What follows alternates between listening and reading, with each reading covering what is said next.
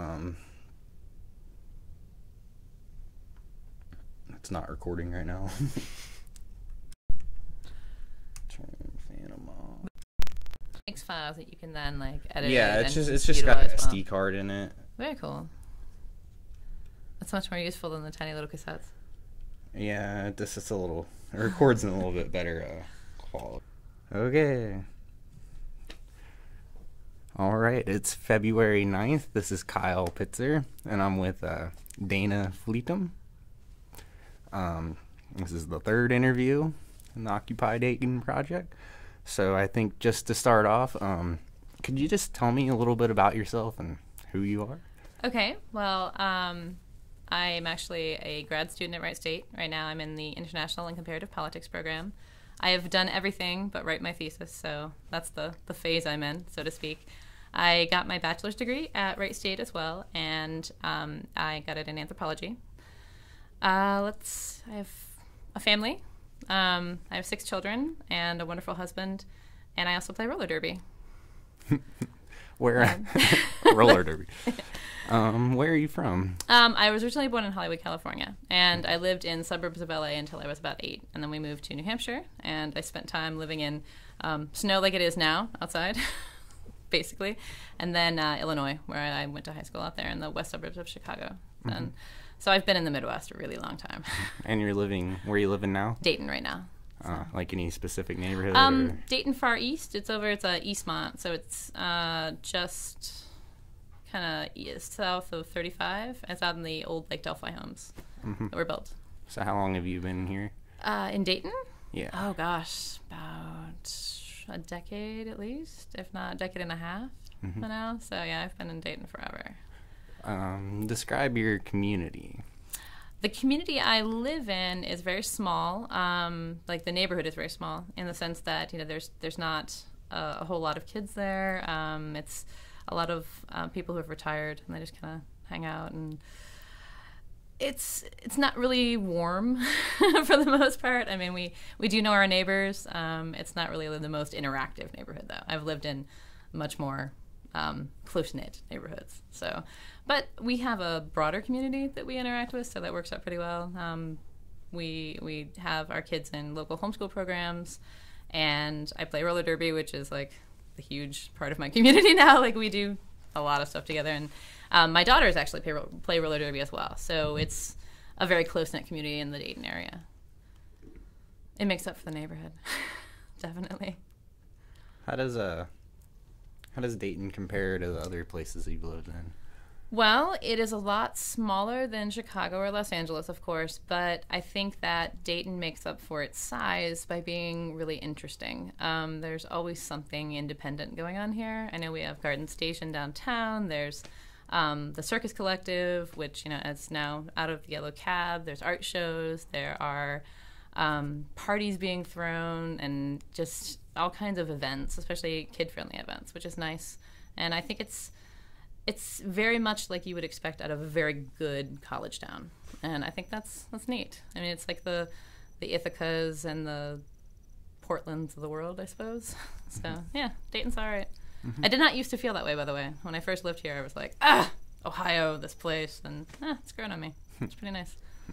How's it changed since you've lived here? Oh, there has been much more interest in developing downtown, which has been amazingly beneficial to everyone. I think the building of Riverscape, the creation of all the interest in local inventors, like the opening up of the Wright Brothers Museum. I mean, just like everything to do with aviation, actually building things that you can take kids to, and you can go and critique, and you can engage with. I think that's been important to Dayton's revitalization. I mean, it's an exciting place. So many things were invented here. It's like we want that again. So it's slowly being built. There's buy local movements here, like Dayton Urban Green, and I know like a whole collection of stores downtown that have been kind of cropping up. The pop-up store model has been amazing. You can build stores for almost nothing, and they just kind of exist overnight. It's in downtown Dayton. Are you familiar with that? No. It's basically small businesses can invest for a very low starting fee to kind of buy in. And they have to go in, they have to spend money on the contracting, and then they set up their own business, and it's called a pop-up business. It's just there, just exists. They put a sign out front, and I can't remember the name of it, but Peace on Fifth. It was a local, they still exist kind of, but they were a local fair trade movement. And so they would have like a fair trade store, and you can go and buy fair trade products. That was pretty cool. So, I like Dayton. That's all right. Would you say you're fairly involved with your community, or? Yeah, I mean, I think we engage a lot. We've been involved with some of the local peace movements and some of the like local political movements as a family. We've taken our kids out to protests. We've canvassed for the Green Party ages and ages ago. Back when there was somebody running in our district, we were able to go and talk to people. And just a lot of activism in general, I think, has been here for a while. Not very large-scale activism, but there's been a lot of interest. Several activists from Dayton went down to Central and South America and have participated in solidarity movements with trying to close the School of the Americas and, like, I forget the acronym for it, but, like, the Western Hemisphere. Like, they changed the name from School of Americas to something much longer and much more obnoxious, and then it became you were trying to get that place out of there. They were training basically assassins, and paramilitary forces are being trained by the U.S. government. And so there have been like a lot of outreach and connection between there, especially with the local Dayton Peace Museum, which has been amazing that exists here. I mean, makes Dayton even cooler. So I'm very proud of what our city has accomplished as a community. What's driving your interest in activism? Oh gosh, probably exposure to the punk scene early on. Most of the music that I was listening to when I was 15, 16 was like political punk, and it was all about what was going on in the world. And so at a very relatively young age, like I was getting interested in what was going on in Yugoslavia, or what was going on in Bolivia, or just like it brought kind of the international into the local for me. And so I was interested, and it continued. A lot of political science too. Yeah, that helped. So the more you learn about how things became the way they are, and the more you read about theories that other people have had on why that happened, the more absurd it starts to become. And you're like, this just keeps happening over and over again. And yeah, I'm sure you recognize that being a student of history. History repeats itself constantly. What ways would you say history is repeating itself now? Well, I think that lack of knowledge in the general public about the forces that affect them in life, like economic and political forces, and how those really affect their lives, is leading to kind of a complacency. And the complacency is the problem, because then all kinds of corruption grows. You end up having lack of civil society, lack of engagement from the general public. It really contributes to the downfall of civil society. And so you end up with a public that could care less if they're being fleeced by Wall Street, or they're complaining about like money going to food stamps when really like the money's going to help out corporations. And it's like just kind of a disconnect, I think, in general, between the public and reality. And it's sad, because we're smarter than that. We're better than that. And it's really disappointing to see, we care more about what goes on in the Kardashians' lives than we do with things that actually affect people in our everyday lives. But that's across the board. I mean, that's every time in history that's happened. You can find this general kind of, we don't care.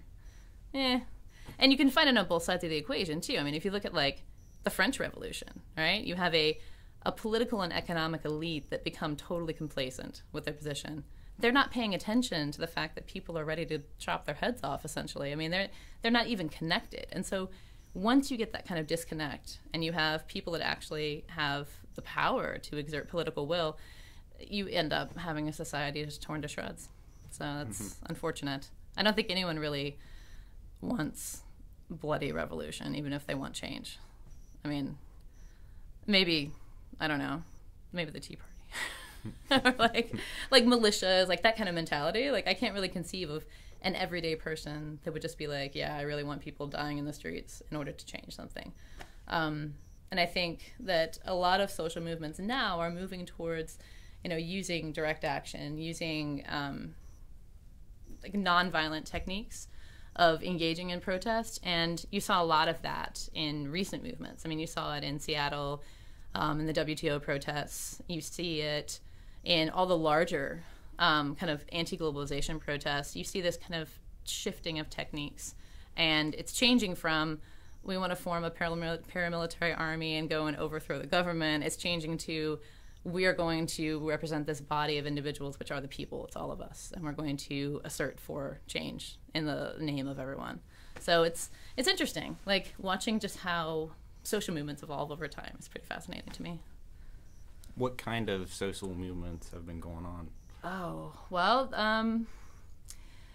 in the 1980s and early 90s, you kind of have this moving away from being invested in control of governments, which you see a lot of like leftist agitation in Central and South America in the 1980s, trying to change these governments. You also see a lot of right-wing agitation in Central and South America. And so you have these kind of polarities, these very distinctly different ideas. And that has dominated a lot of things in, the upper Western Hemisphere as well.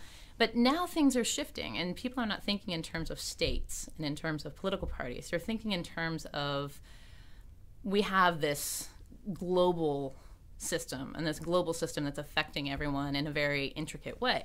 And, we have to find the roots of those problems. We can't just say, well, this state is failing because we have bad leadership, or, we have this political party in control, and so there's a problem here that we can address by overthrowing the government. That's not possible anymore, basically, because you end up having individuals that are recognizing, the destruction of the environment and the rise of corporatocracies and, all kinds of complex situations that affect people in the entire globe, essentially.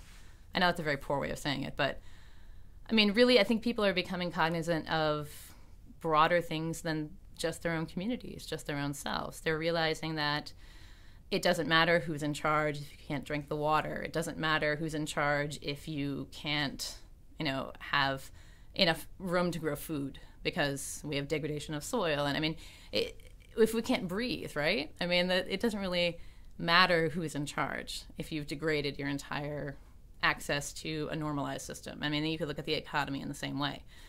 It doesn't really matter if you can't get a job with 2 or 3 degrees.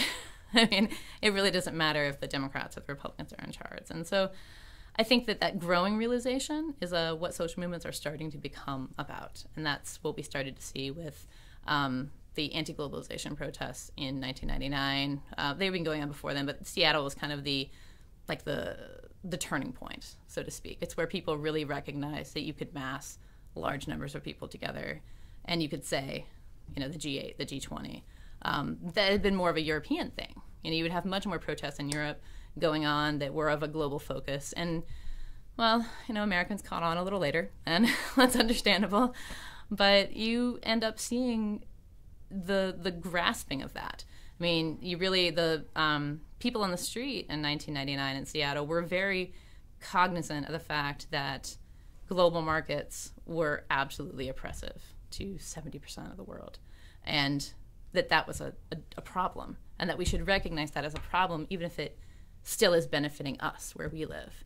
And so having Americans become cognizant of that was really important as well. And I think that continued with the continued anti-globalization protests over the next decade.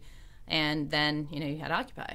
And that was probably the first time in my lifetime that I had ever seen that articulated for something that wasn't just globalization.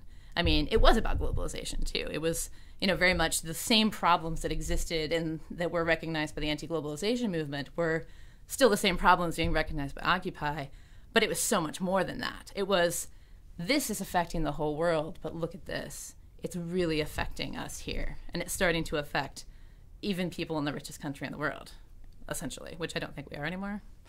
I don't really know. I haven't looked lately, but one of the richest countries in the world. And that really hit home for more people than just the activists that were networking on a global scale and saying, there's problems over here. We have rising sea levels, etc. So, sorry. It's all right. It's all right. Is it really loud? You can hear it. Okay. Gotcha. Sorry. Going back to these Seattle protests, okay. I've read a lot about it doing my research. Can you kind of explain what was going on with this? Well, the World Trade Organization came into being as a means to help nations to settle their differences, essentially. So it became an international player to settle disputes over tariffs and to make sure that everyone was basically making the free market stay free, so to speak. What happened, though, is you have the free market staying free, but people and the environment and anything that was not a corporate interest was basically being traded off for that chance at equal profit. And that was one of the biggest criticisms of the WTO, which kind of encapsulated everything else.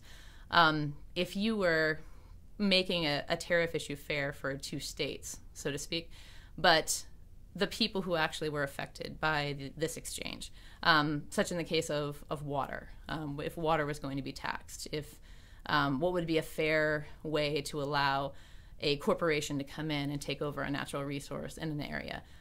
This happened during a time of shifting states, especially in Central and South America.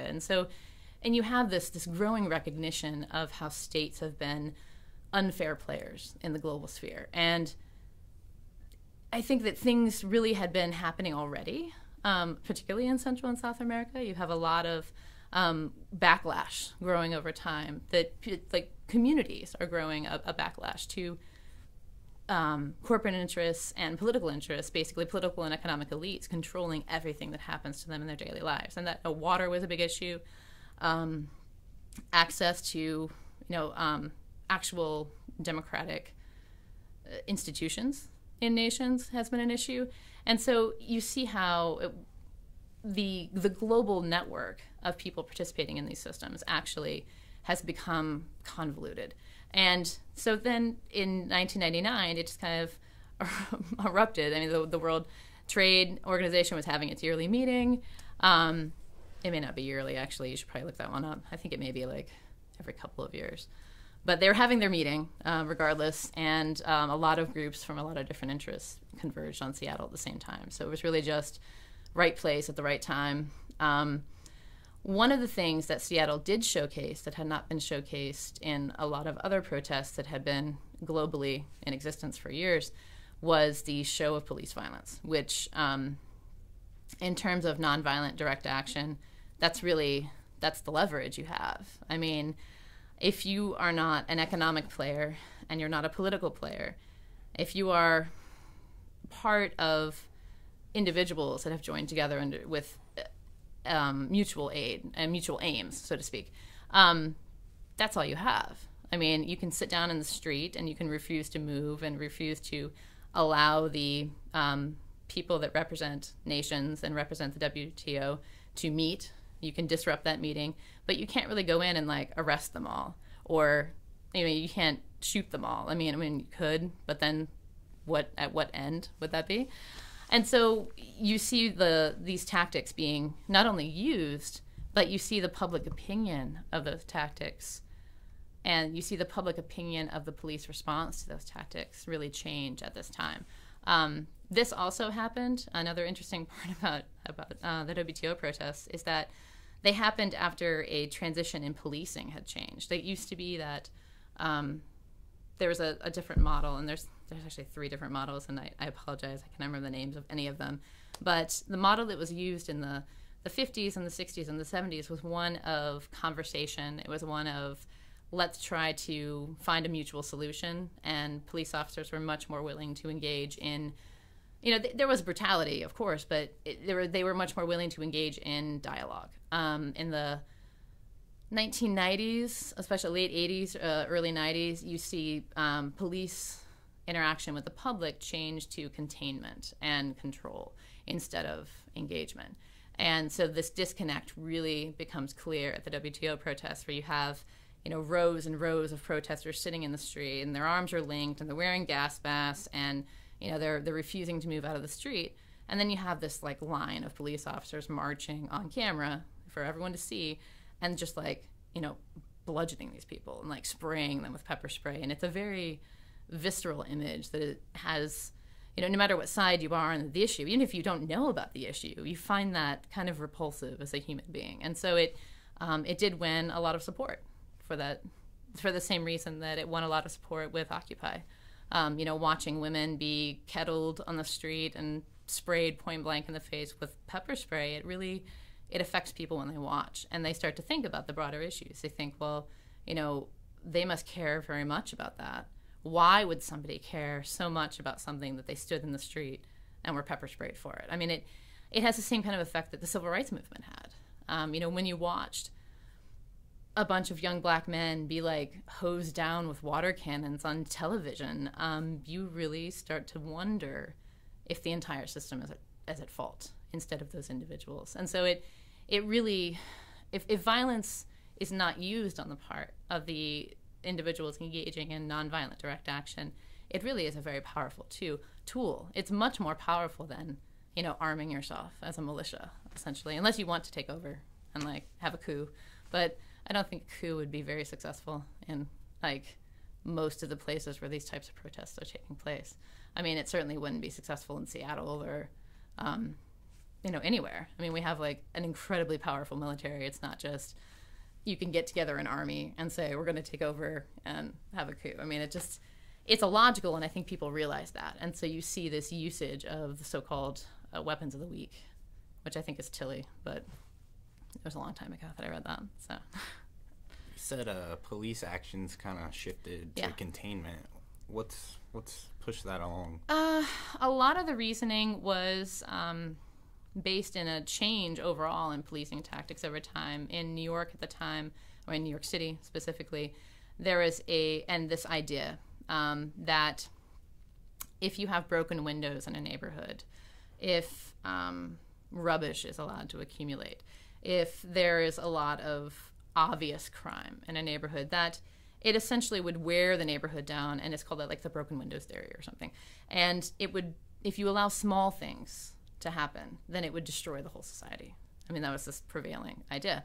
And so police forces were starting to say, well, we feel the same way. We need to not be allowing this kind of incremental kind of show of protest to happen. We need to just shut the whole thing down as fast and as quickly as possible, and with as dubious of tactics as possible. I mean, I think you have like the kind of mentality develop over time in police forces that extrajudicial force becomes acceptable, so to speak. And, of course, this is not every police officer, this is not every precinct, but on the whole, you have the theory in how we should police change from these are all of our fellow human beings. We're going to engage in dialogue with them and, see what they want. Do they want us to set up a meeting between them and the people they're protesting? I mean, how can we solve this as a community? And that changes to these people are breaking the law. All we care about is the fact that they're breaking the law. We're going to kettle them. We're going to, take them off and have them processed in like an arrest center, which happened increasingly over the late 90s and early 2000s essentially, is you have this change in how people are treated. They are treated as criminals just for existing at a protest, when before I think there was more of a focus on these people are engaging in their civil right as citizens of the United States to gather together and engage in peaceable protest. So it's just like shifting philosophies really that did drive it over time. I think everyone's becoming a lot more aware of like globalization. How do you think that affects a sense of nationalism? A sense of nationalism? Oh, interesting question. I think that nationalism becomes less important over time, and individuals who can see globalization as a threat just to human beings look at themselves more as global citizens and less as, I'm particularly loyal to this state or this other state. There's also a lot of crossover of different philosophies happening in anti-globalization movements. And so you have peace movements, and you have anarchist movements, and you have feminist movements, and you have all these different philosophies coming together and saying, we're all interested in the same thing because this is affecting all of us. And because that's happening, you have less alliance to the idea of nationalism in general. While I think that many people are still proud to be a part of the country they're from, I don't think that that's the most important thing to them anymore. I think that they're starting to see broader issues that are affecting people on kind of a meta scale, so to speak. What role do you think like media has in this? The fact that, you know, a 24-hour news service and... Well, something I've noticed just from my interaction with individuals that see things on a more global scale is that the news that you're reading is different. If you're somebody that is aware of geopolitical issues and you're aware of how protest is happening on a global scale, I mean, on any given day, we have a protest happening somewhere. And the protests are for similar reasons, and we can see that now. But that depends on what kind of news you're watching. You know, if you are turning on the BBC or NPR, you're going to get a much different picture of the world than if you turn on, say, Fox News, or you're just reading like these like very soundbite kind of, it would be like word bite, I guess, like very quick, very, there's no substance. It's like, be excited about this, be angry about this, be upset about this, be sad about this. And that's kind of what I'm getting from Fox News. It's like a different way of delivering news that I don't think we've ever really had before. It's much more dystopian than it is sensible. And I think that even some of the people that are wanting to see things, maybe not from a global perspective, but, you know, maybe they want to see things from the perspective of, you know, America as a state. They don't really always like that either. So I don't know. I mean, I think it really does depend on how much you're willing to engage with the world. If you're only thinking about America's interests and you're only thinking about, you know, how your own, or even if you're, you know, from another state, if you're from Canada or Australia or Germany, I mean, if you're only thinking of your own state's interests, then you're probably going to be thinking from a very limited news standpoint as well. You're not going to be aware of how the price of the rice you're buying is affected by conflict in Southeast Asia. I mean, you're just not. You're not going to be cognizant of that. What role, how does the internet fit into this? Oh, because it's an explosion of information. I mean, if you're not limiting yourself to, say, you know, turning on the news in the morning and then like you read MSNBC or Fox News during the day. I mean, if you're not limiting yourself to that, my gosh, I mean, there's information everywhere. Like, there are independent news networks all over the world. And you know, there is criticism about that, you know, you can't verify everyone's source, but I don't know. I mean, is Reuters the only source also? Right? So, and Reuters has generally been, you know, relatively unbiased. So if you just can dig through the internet and find some of the various, even quasi-independent news sources, you can often get a pretty clear picture of what's going on. It just takes stepping outside your comfort zone as a modern human being, though. You know, you can't just stand in line at McDonald's and watch Fox News and call it your news day. I mean, if you're not picking up a paper or reading an online news site, you know, whether it's Wall Street Journal or Huffington Post or, you know, whatever, what we can all agree on as being relatively unbiased news. There's accusations on both sides, of course, but I think we can all kind of agree that the New York Times is of relative repute and something like that. If you're not reading that, then you're not really engaging with the world. I mean, how could you possibly form an opinion on that, you know? And I think that the media, the mainstream media, and I hate that term because it's used so much by like right-wing pundits now. The mainstream media, it's just destroying people's minds. Like, I can almost like hear Rush Limbaugh saying it in my head. But that's what most people are experiencing as media. And so if that is all you're experiencing, then yes, the media can be a problem because you're only getting one perspective of most issues.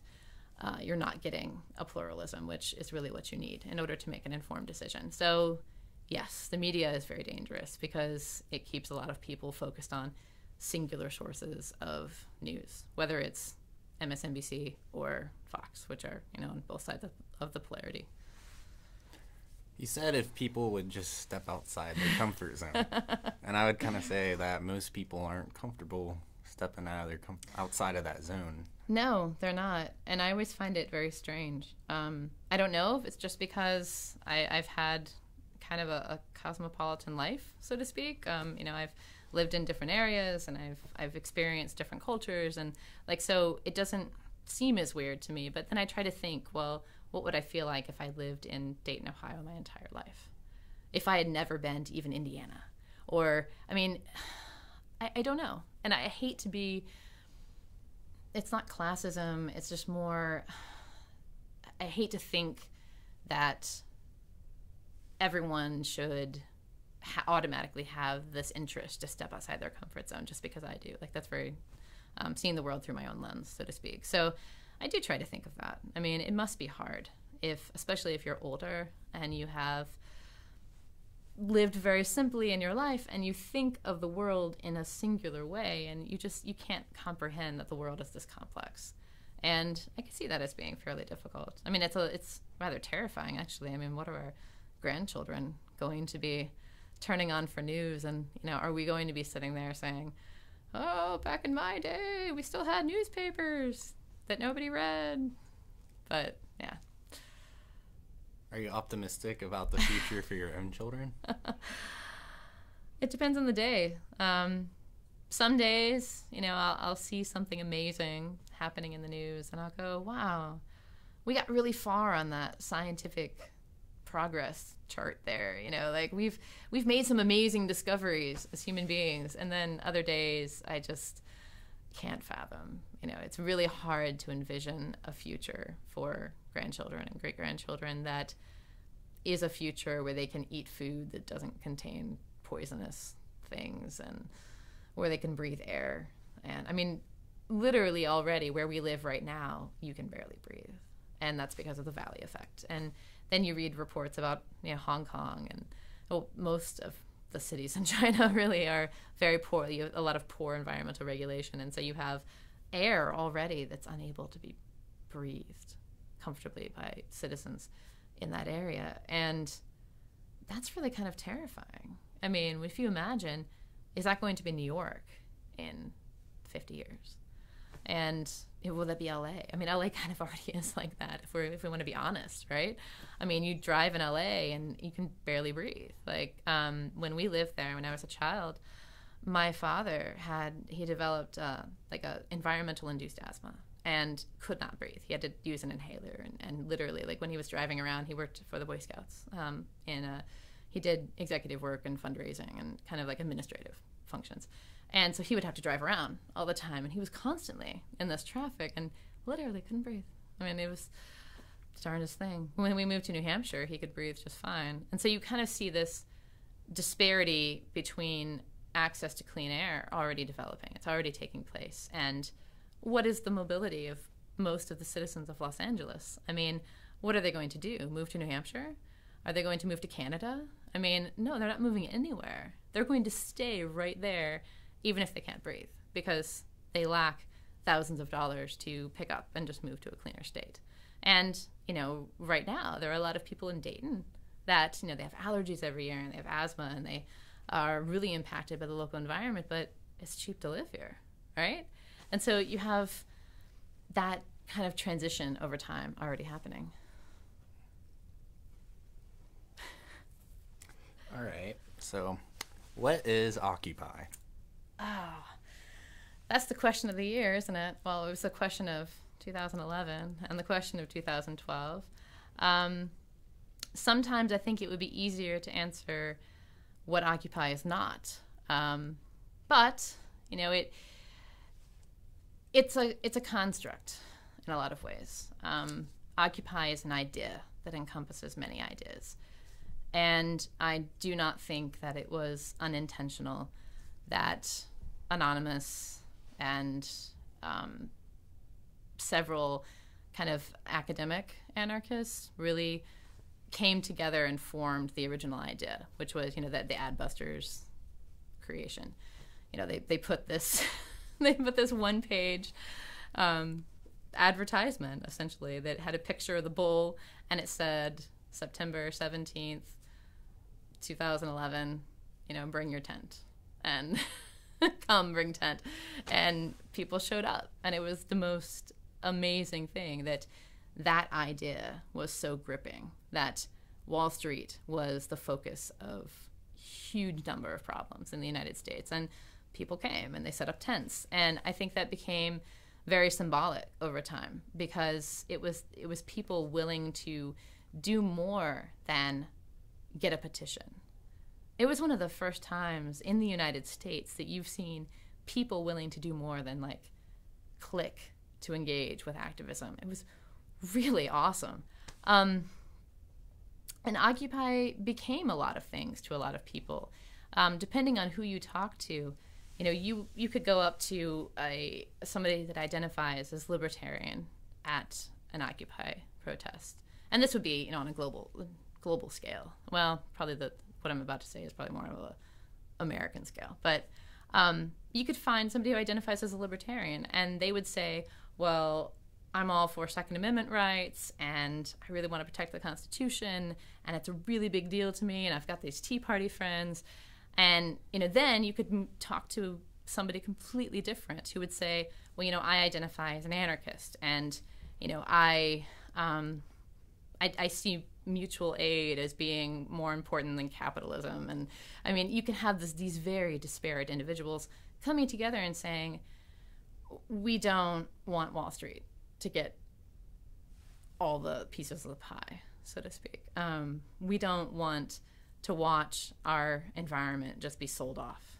I mean, fracking became a very important issue early on as a local issue within Occupy that kind of took this singular idea of money's in the wrong hands, it's in the hands of corporations and banks, and the 1%, you know, that became like the big dividing line, is you have all the rest of the people, and then you have the 1% that controls most of the wealth in the United States. And it's the simple idea that Occupy is of saying that is what is creating the rest of the problems. And what most people that engage with Occupy early on were too afraid to say was capitalism is the problem. And, you know, it's really one of the first times that you see that articulated, albeit not articulated, by a large number of people. And it became different things to different people related to their own community. If you had fracking on the table in your community and you saw that as something that would be damaging to your community because it would threaten your water supply, you then would get together and it would be a local Occupy issue. If you saw in your local community that a bank was, you know, doing a whole lot of business, well, like, you would go find your local Bank of America and you would set up in front of it and you would talk about how Bank of America is involved in ALEC and Bank of America is, you know, cheating customers and they're creating mass economic devastation. And so you have the recognition that multiple players are involved in the creating of the problem for people. And so it meant something different to everyone. I mean, I think essentially it still does. I mean, I'm the third interview in. I'm sure my perspective is different from the first two individuals. And I think if you interviewed 100, 200 people, you would find connecting to the original idea of Occupy, of course. But you would also find that interpretation is very different, depending on where they're from or what their experiences in their local Occupy have been like. So what is Occupy to you? Well, when I first heard that Occupy had happened, I had actually just given birth to a child. He was born on the 17th of September. And, you know, I heard about it, like, on a national scale, like, that night. You know, we heard the news. We were in the hospital, and we stayed overnight, and, you know, we heard the news, and we're like, what? And then for a minute, we couldn't really think of, like, where we had seen that before. And then we remembered we'd seen stuff in Adbusters, and we were like, what? Like, because stuff in Adbusters, have you read Adbusters ever? It's, it comes out of Canada. It's been around for a long time. They used to have stuff more online. They had online forums. But anyway, it's just kind of this cacophony of stuff, of political commentary, of, you know, pictures, and it's very zine-like. It's very much like zines were in the 1980s and 90s. And so we had a subscription at the time, and, you know, we just made that connection, and we're just like, wow, well, I wonder how that'll turn out. And we kept watching it. And then locally in Dayton, things started happening around like the 8th of October was the first time. And so we started going down and we took the kids down. And it was very interesting to see so many people engaging. And in the beginning in Occupy Dayton, I mean, there were easily 100, 150 people coming out to General Assemblies. And for Dayton, that was pretty impressive. I mean, even with the local Dayton Peace Movement, you wouldn't get more than like 50 people at a protest. I mean, and we protested the Iraq War. We protested local city issues. That would certainly always be a topic of choice. But it was interesting to see so many people converge together. And it was hard to field people's question of what is Occupy, because it was so many things. I mean, and how do you answer that? It's like, I'm not religious, but I guess like, when people are asked to articulate something as complex and almost abstract to a certain extent as like a religious belief, how do you articulate that to a person? How do you show them that? You could say, well, it's all of these things, and then it's all of these things, and you just kind of look at it, and if that's what you think is true, then that's what you think. I mean, it's really hard to say that to somebody from, say, the news media. And a lot of the early criticism of Occupy actually focused on that, they don't know what they're standing for, and these protesters, they have no idea. When in fact they had an idea, they just had 50 ideas all together at the same time. And so that was very kind of invigorating, I guess. Like it really kept the movement very active early on, because there were so many things, so many reasons to be involved. And people came to it for all different reasons. Over time, I started to become more involved in the civil society aspects of it. We had a very small group locally that developed in the beginning. And, we would have meetings, and we had committees, and we had a focus on local issues that was beginning to develop. And we also had the camp that was being supported for a while. And the camp kind of became this very locally, and this is not how it happened with other Occupies, but the camp for Occupy Dayton became this very distracting thing. Like, we couldn't really do anything because we had the camp to support. And then if you sat down and really thought about it, well, why were we supporting this camp? And, it didn't take on the same connotation that it did in other cities, like this reclamation of public space. I mean, it was cold. Nobody really wanted the public space. You had to find like some kind of reason to actually want to be there. And it was symbolic, and so you wanted to like continue to hold that symbolic thing true. But at the same time, it was like, what are we really reclaiming? And what did we really reclaim? Like a patch of space in the center of the city that anyone could really use anyway? I mean, it just seemed kind of ludicrous after a while. And I think that it did not seem as ludicrous, of course, in like if you're occupying Wall Street. But downtown Dayton is so dead anyway. It was kind of like you weren't really competing in terms of interests or for agitating for space. Now, it did become interesting that Christmas, actually, and because there was a huge issue that developed between the Downtown Dayton Partnership and Occupy Dayton, and the issue of having tents and having tabling happening during the yearly children's festival that takes place there. And, there's like this tree lighting, and it's a big deal. And it's also seen as like something that Kettering? You might want to look up who actually did it, because it was an interesting story. It was Kettering, or it was some local benefactor that wanted to have a festival for poor children. And so there's this like moralistic like goodness that kind of emanates from this festival. And so then you have Occupy that's set up in Courthouse Square, because they'd been set up since the beginning of October. And so by the middle of November, it started to become a problem. And there was all these general assemblies where we would have issues about whether we wanted the camp to stay, whether we wanted the camp to go. And that actually, was the first time that I really started to become very vocal in the local Occupy. Like I mean, I'd been recovering from childbirth. I hadn't really been attending every event. My husband and sometimes the older kids would go, and so I wasn't really as connected. I think that was the first time that I really started joining committees and engaging with the civil society aspect. And so I participated in that issue, and it was a huge issue. I mean, it was lots of discussion. You know, people felt that it was a very, people in Occupy, I mean, felt like it was a very moralistic thing on their own side. You know, that if you leave just for a Christmas celebration, then really what's the point? You know, why bother holding this space at all? And so there was this one side of the issue that wanted to say, you know, screw it. Like, why can't we have an Occupy tent at the Children's Festival? It's not taking over the entire space. And so there was that perspective. And then there was perspective that a whole bunch of other individuals took that was, we don't really want to disrupt this festival for poor children. I mean, how could you? That's awful. And it created the first factioning that I had seen develop within Occupy Dayton. I think a lot of people left after that. You had a lot of people that formed their own opinions about Occupy based upon that polarizing issue.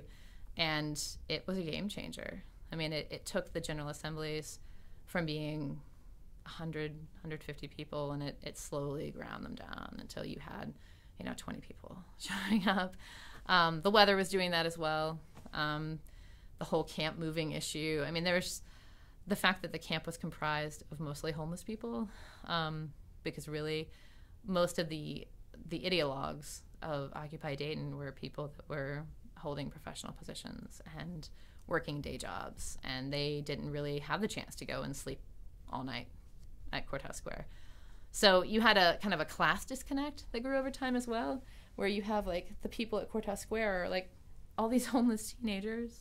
I mean, and then a bunch of activists, and it just, you don't have the people that are holding the meetings and talking about things, and we're going to issue this statement to the local government in Dayton about our position on moving the Occupy Dayton camp.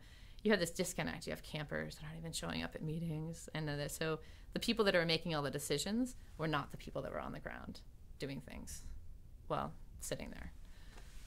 Because there was really not much to do, to be perfectly frank. I mean, you could talk to people if they came around, but it was really usually like 4 or 5 people that would sit around the camp all day.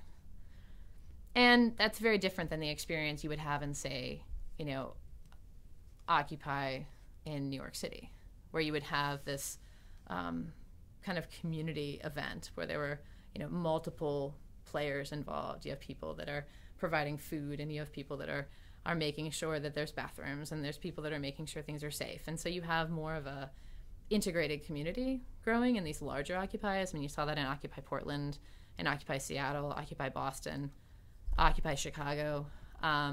You have larger camps, larger involvement from community members. And that was critical, I think, in the longevity of those Occupy movements. And today, if you look at, say, Occupy Dayton compared to Occupy Chicago, Occupy Chicago is much more active still. There's still large-scale local issues that they are participating in, and that's simply not the case with Occupy Dayton. And, there are other reasons, of course, that went into that, but over time you have less engagement and less involvement, and, that's the death of any movement, or any organization, for that matter. If people don't really spend time and have any reason to engage, then they won't. And so losing the camp early on did create disengagement as well. You mentioned this a couple times, the civil society aspect. Yeah. What do you mean by that?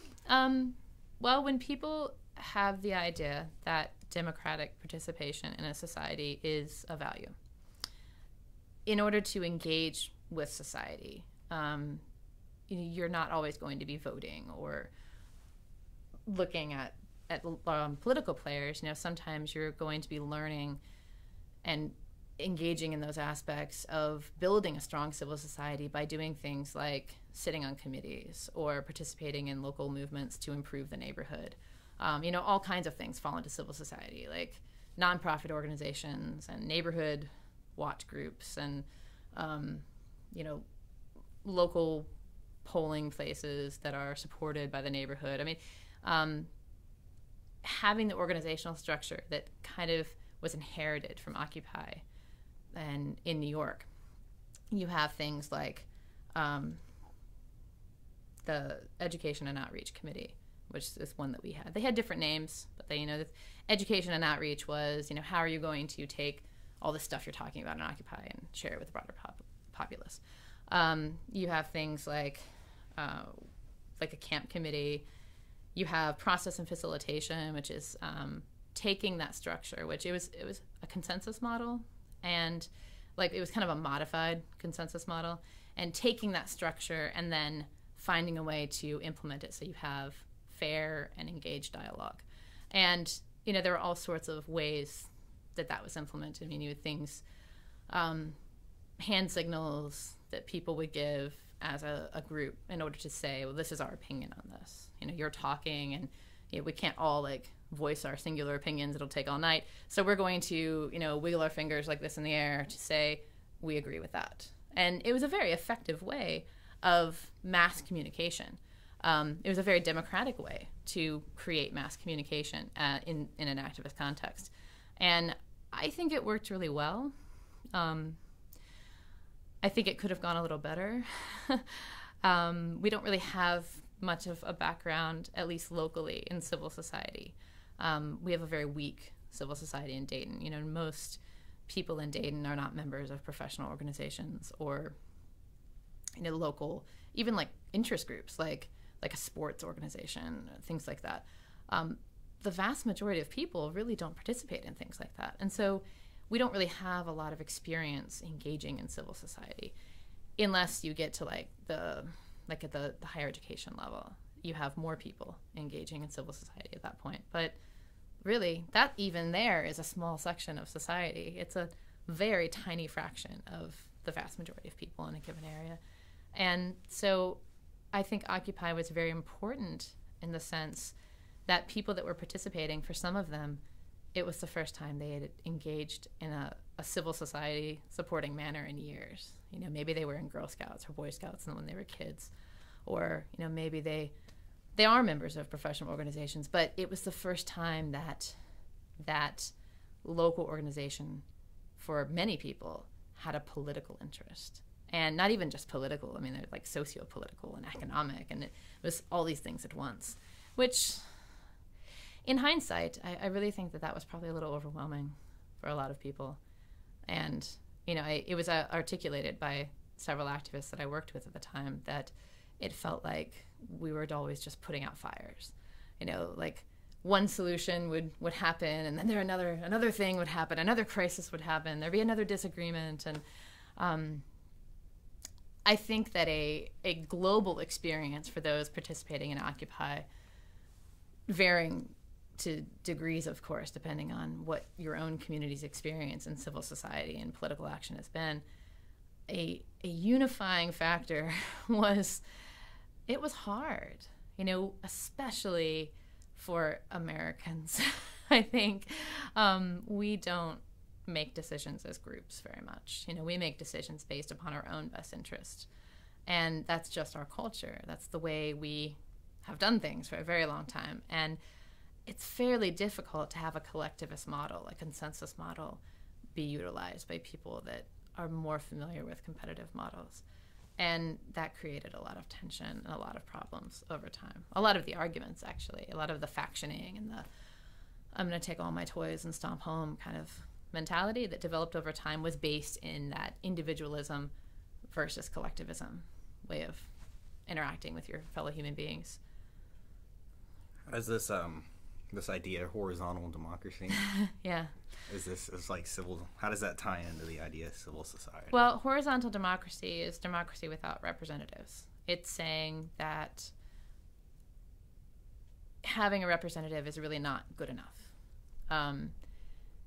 You can possibly have representatives, but there has to be mutual trust. It's not always about electing someone and saying, well, I trust them simply because they're in the role, because that's rooted in the growing distrust of the American Republican system. We have democratic values and we have this structure in place, but it's showing itself to be flawed at this point in time. And some people are calling for kind of a fundamentalism, like if we only return to the Constitution, then everything will be fine. And other people are saying, well, that's not even the crux of the issue. Corruption is the issue. We have this good structure in place, but we're not really following it. And so horizontal democracy starts to become more and more appealing over time, because people look at the flaws with this hierarchical democracy, which I guess would be another interesting way to say it. But I mean, that's kind of how I see it. Like, it is a hierarchy. I mean, you elect this representative and they go and they represent you as a person, but they are so far removed from you that it is almost laughable to consider that they could be working in your interests. And a lot of that is rooted in the breakdown of trust that a lot of people have for their elected officials. And, again, that makes horizontal democracy sound incredibly appealing, because then you're making decisions together. Problems with that are that takes a long time. Direct democracy is very close to the constructs of horizontal democracy. And, if you talk to any groups that participate with direct democracy, or that utilize direct democracy, like, the Quakers, utilize direct democracy, and there are like cantons in Switzerland that utilize direct democracy, and it takes forever. Meetings go on for hours and hours and hours and hours, and so it becomes difficult to process through all of the problems that people who live in a very individualist system or an individualist society, and who have been under the impression that the Republican system in the United States is an amazing exercise in democracy. It's hard for them to grasp the corruption and the disconnect that's created there. And so I do think horizontal democracy becomes even more appealing at that point. Did it work? No, it didn't work for all of the reasons stated. I really think that it was a beautiful idea, but I don't think that horizontal democracy and the utilization of consensus models, I do not think that it worked as well as it could have. And a lot of that is rooted in just our own experiences. And yes, it is kind of sad. I mean, it is a failure, essentially, but it's also a learning process. I mean, this is one of the first times that many Americans, and really many people who have been living in the Western Hemisphere, have really considered that their system might be flawed. And just learning that was valuable. Just seeing that there's more than just the political elites at play. Cognizance of that was important, but it is unfortunate. I think perhaps it was too much too soon. It's like taking a whole bunch of people who've had experience engaging in one way and saying, go ahead, we're going to take away all the hierarchical models, we're going to take away leaders, we're going to denigrate leaders, and we're going to establish this collectivist consensus model system. And it didn't make a good fit over time. And you did have people that are used to working in hierarchical systems re-emerging their own ways of interacting in that system. I mean, you did have, just on the microsocial level, you have individuals who are more well-spoken and who are perhaps with an academic background, people that are elites, essentially. They're the intelligentsia of society. I mean, they speak and they act very differently than somebody that has worked in a factory their whole life, or whose family has traditionally been very working class.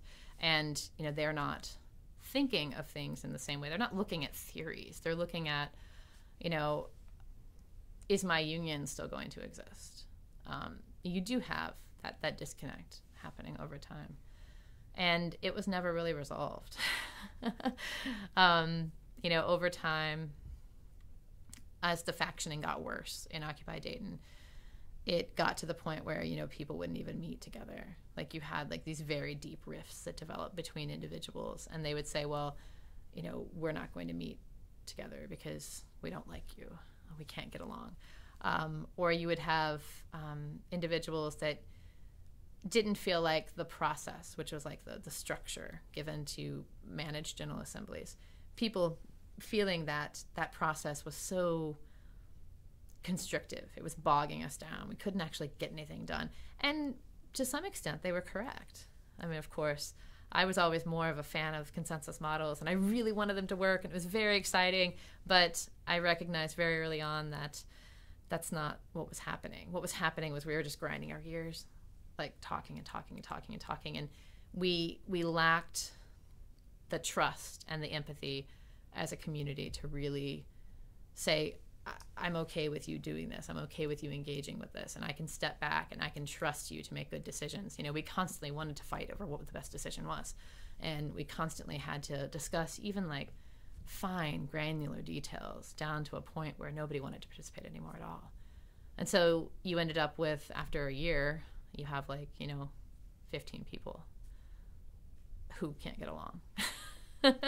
And that's what we were left with. And I think that situation, at least from my research, that's been mirrored in other occupies. Other occupations worldwide have shrunk. And the destruction of the camps was very effective in that early on. That was a political decision that most state actors decided to go with at the time. And there was actually a concerted effort, even in the local community or the county actors and individual, in the United States, state actors.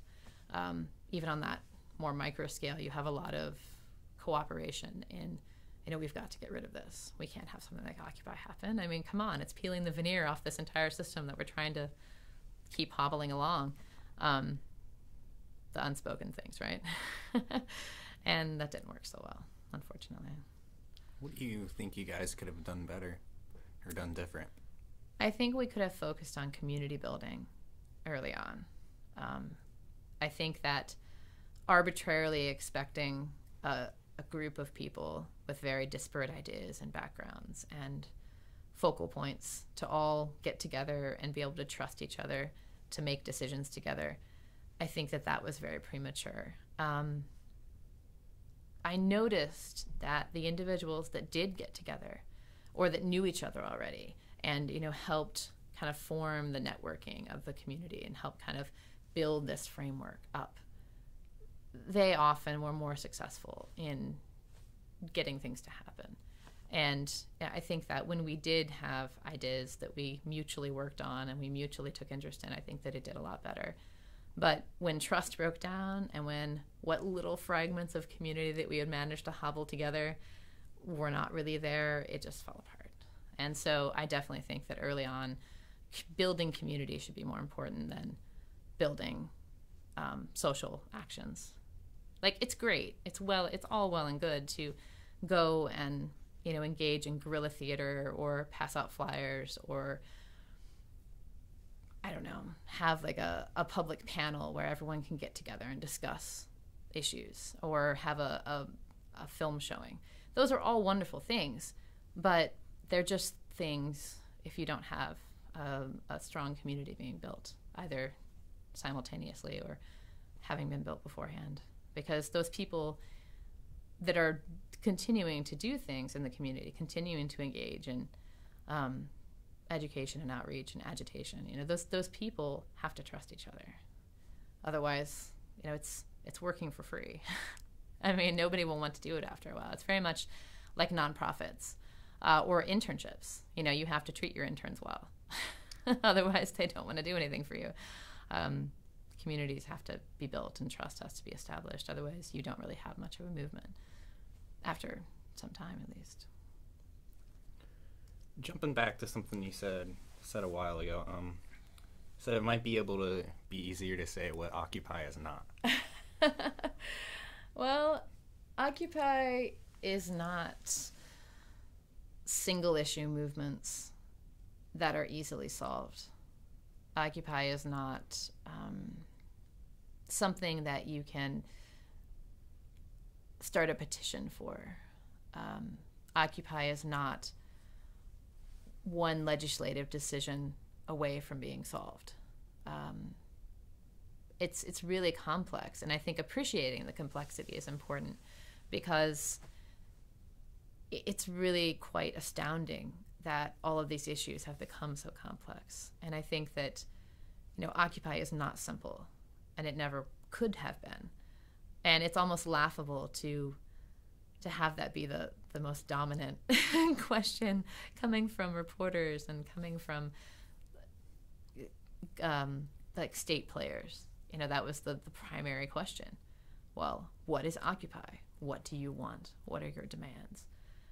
Which is almost like cheapening the whole thing. It's saying, well, you're holding Wall Street hostage, and you have this list of demands. And it did kind of seem that way early on, and I could see how that could be misconstrued, because there was like a list of points, there's these critical points that were established in New York City, and with the New York City General Assembly. And they did say very specifically, this is what we want. And it's a very articulate list. But once you get to the end of the list, you realize, well, that's like everything. That's like saying we want it all. We demand it all. And it's a very provocative thing to say, in a way. And that really gets to the heart of what Occupy is. It was everything. It is everything. It's recognizing that we can't solve broader political and social and economic issues with single solutions.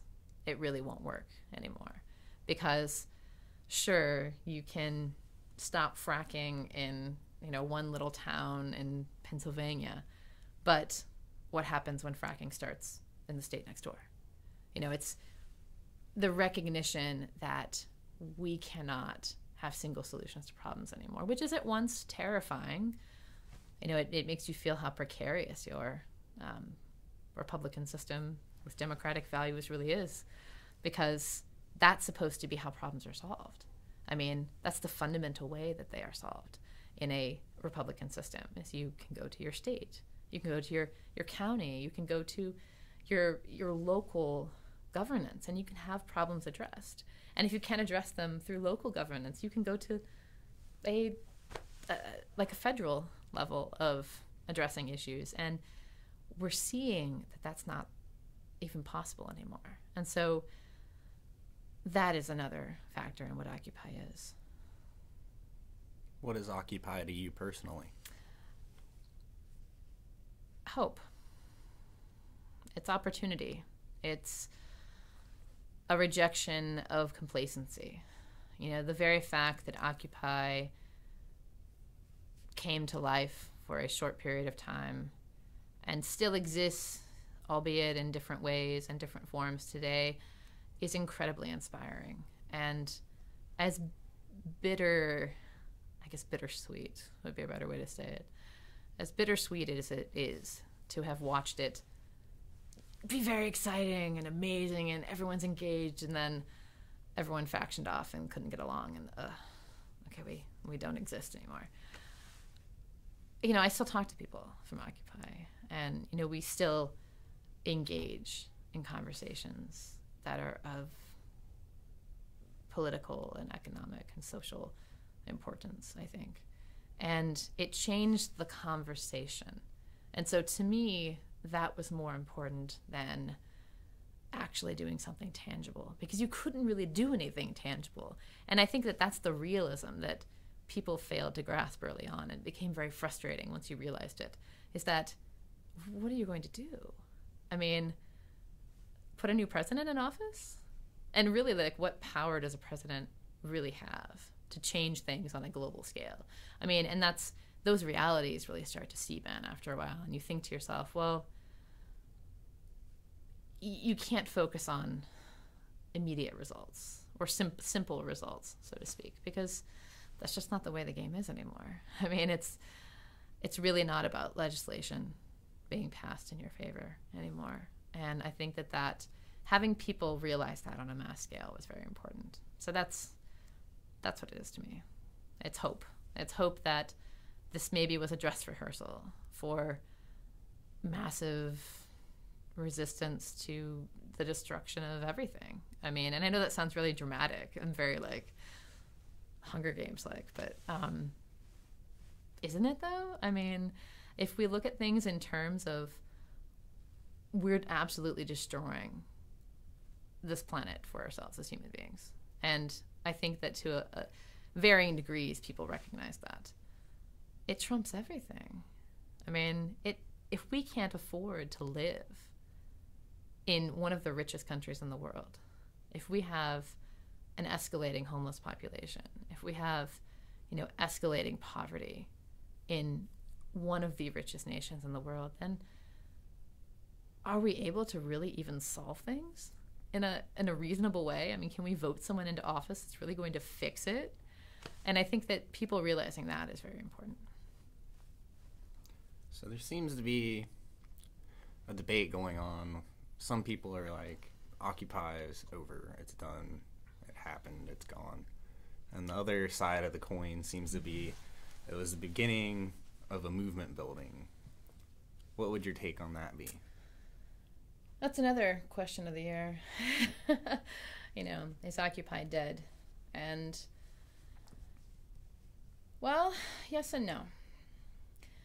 In many ways, what we thought Occupy was going to be, that is gone and can never be claimed again, because you are never going to be able in the United States, at least, to have massive public camps spring up that will be tolerated on a large scale. You're never going to have that kind of public assembly possible again. So in one way, that is very troubling. And, it's difficult to conceive of the realities that we are facing in the United States, because for so long we've been, not only one of the richest nations of the world, but one of the freest. And as we watch civil and political freedoms start to erode, I think that letting Occupy be stagnant, which I think would be a better way to see it, rather than dead. Because how do you kill an idea? That's like saying you can actually control an idea, which nobody can, of course. And I think that continuing to recognize that perhaps that stagnancy is not really going to help anyone any is important. So yes, I do agree with the assessment that Occupy is currently not a very effectual means of protest on its own. And that's probably okay. I mean, not everything has to end up a long-running protest.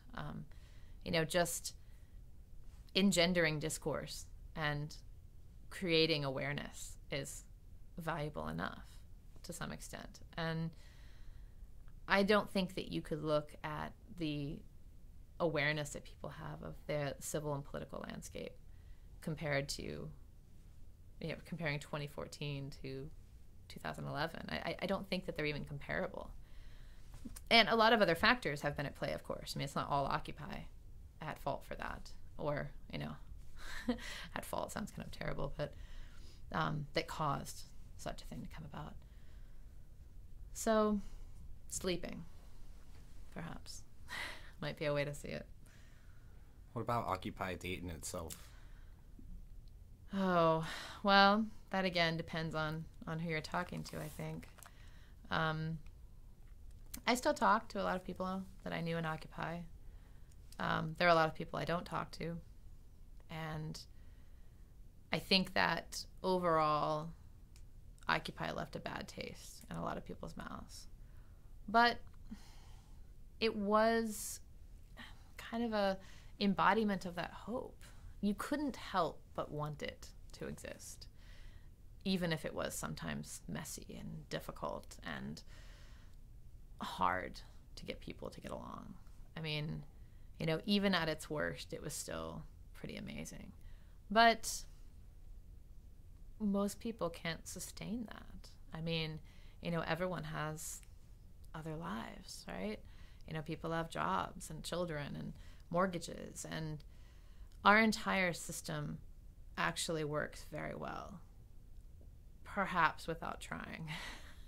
I don't know. I'll get back to you after that study's complete. But I don't think that people really have the time to engage in full-scale resistance And I mean, once you realize how much time it takes out of your week to go to meetings and go to marches and make signs and go and drive to protest at the State House, it really starts to take its toll on your life. It's like another job that doesn't pay you anything but heartache.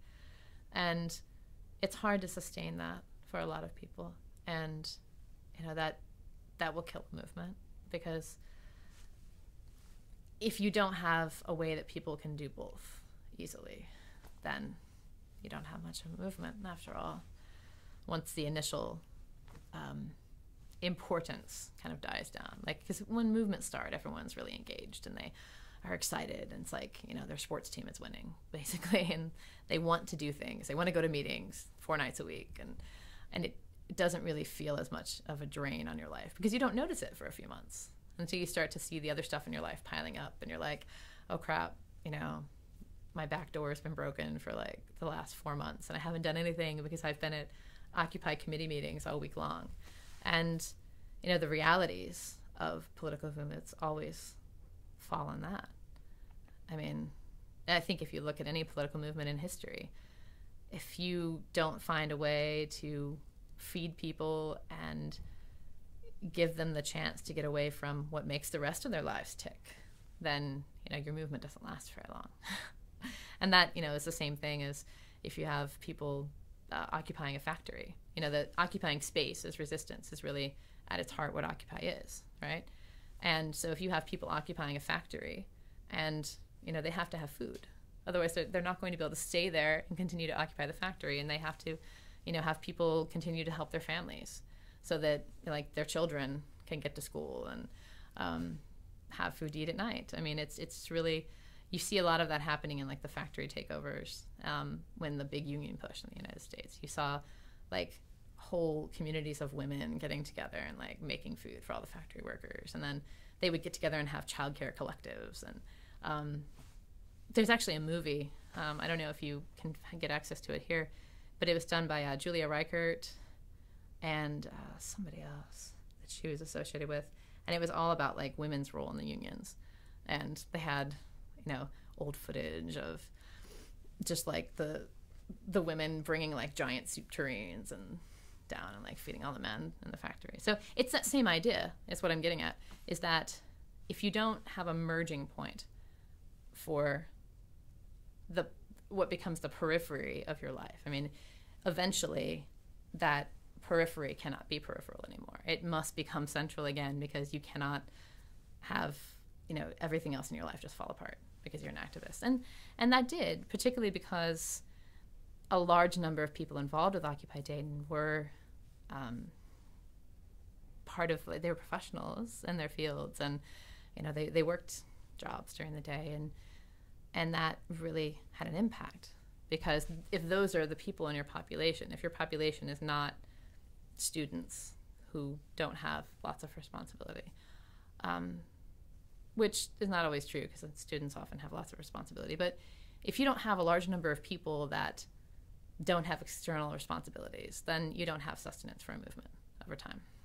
And to be perfectly honest, I don't think that we will see mass civil unrest in this country until things are really bad.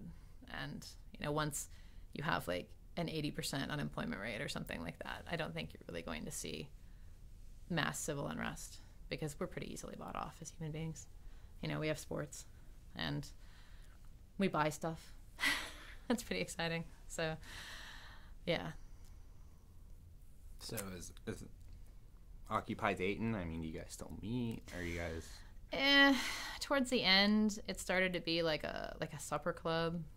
People would get together and they would have dinner, and they would maybe watch a movie about agitation somewhere, about something. And, it was rubber stamping. We would make a flyer, and everyone would get together and put stickers on it, and then we'd go hand out these flyers. And I mean, after a while, when you're not engaging in political protest or civil protest anymore, you start to just feel like, ugh, I've got this thing I have to do. It's occupying everything. And Well, that's all well and good. I mean, that does kind of, flip what I originally said back on its ear, doesn't it? I mean, if you look at like community building, I mean, isn't that the community building that you would need to build a movement? But I don't think so. I think at that point, by the time we became a dinner club, I think that it was too late. The factioning was really bad. And you had kind of like separate camps of people, and not camps like tents, I mean, but you have separate kind of ideological groups of people that, do not agree on particular issues or have had arguments in the past. And so you have the kind of like people that are not involved in either of these disagreements and that show up sometimes, and just it's a lot of fragmentation and a combination of sorts. I mean, it's not just fragmentation, it's not just lack of time for involvement, it's a perfect storm of all of those things coming together, and that's just the reality of it. I mean, it's not really good or bad. I mean, you can't create time in people's lives to occupy. In what ways did it factionalize? Well, you had political factioning early on that was always a problem. People from the far right and from more the far left that found inspiration in Occupy or issues supported by Occupy, but yet you had all these other issues that were really fragmentary. For example, we had, this is actually very recent, Occupy is of course very fragmented now, but there's been a lot of action with the March Against Monsanto movement and the anti-GMO movement. And what I found to be very interesting recently is you have all these people converging for the singular issue, which is getting GMOs out of food supply. Well, those people don't always agree on like racism and sexism and, like deal breaking kind of issues. We had this one individual that was just incredibly incendiary and like very active and very involved in like, the anti-GMO protests. But he's also like, a white power supporter and like all these other things. Like he supports the Golden Dawn and like fascism. And so things that, all these other people involved in the anti-GMO protests are just like, oh my gosh, I can't even believe that people in 2014 are saying the things that this gentleman's saying. And, he's associated with the, like the Springboro Tea Party. And, actually, like if you look up his name on the internet, Sonny Thomas, like he's been involved in like all kinds of racist statements that he's made. Like he made public racist tweets that actually caused people from the Tea Party to withdraw from a local rally. They were like, whoa, that's a little too far. It's one thing to be proud of your Scottish heritage, but holy crap, you're a racist. Things like that. And that's a very modern example, which is perhaps not the best one, but it's the most recent one. But things like that did develop. Personal issues developed as well that were not really based in something like that, not really based in something as simple as, racism. There were personal dynamic issues that developed between a lot of the people that were the most active and involved in Occupy Dayton. And that was sad to see happen because, these were people that were friends. I personally had a very large falling out with two other academics involved with Occupy Dayton. And, we had like written about Occupy Dayton together and we'd gone and presented at a conference. And the fallout we had was very personal. It was not political by any means. And it was kind of damning, I think, because it wasn't the only one that happened like that. I mean, you had these very high profile, not that anything's high profile, but like people that were very active and very involved in Occupy Dayton. And so you had several very big factional events that happened based on personal issues. And that ultimately was not very good because the tendency of some people in response to personal infighting was to, come on, let's stop having disagreement over these personal issues because we're all supposed to be uniting under these broader socio-political issues. And I think that to some individuals that felt like things were being brushed under the rug. Like there was this emphasis on group think and group speak, and it felt very corporate, right?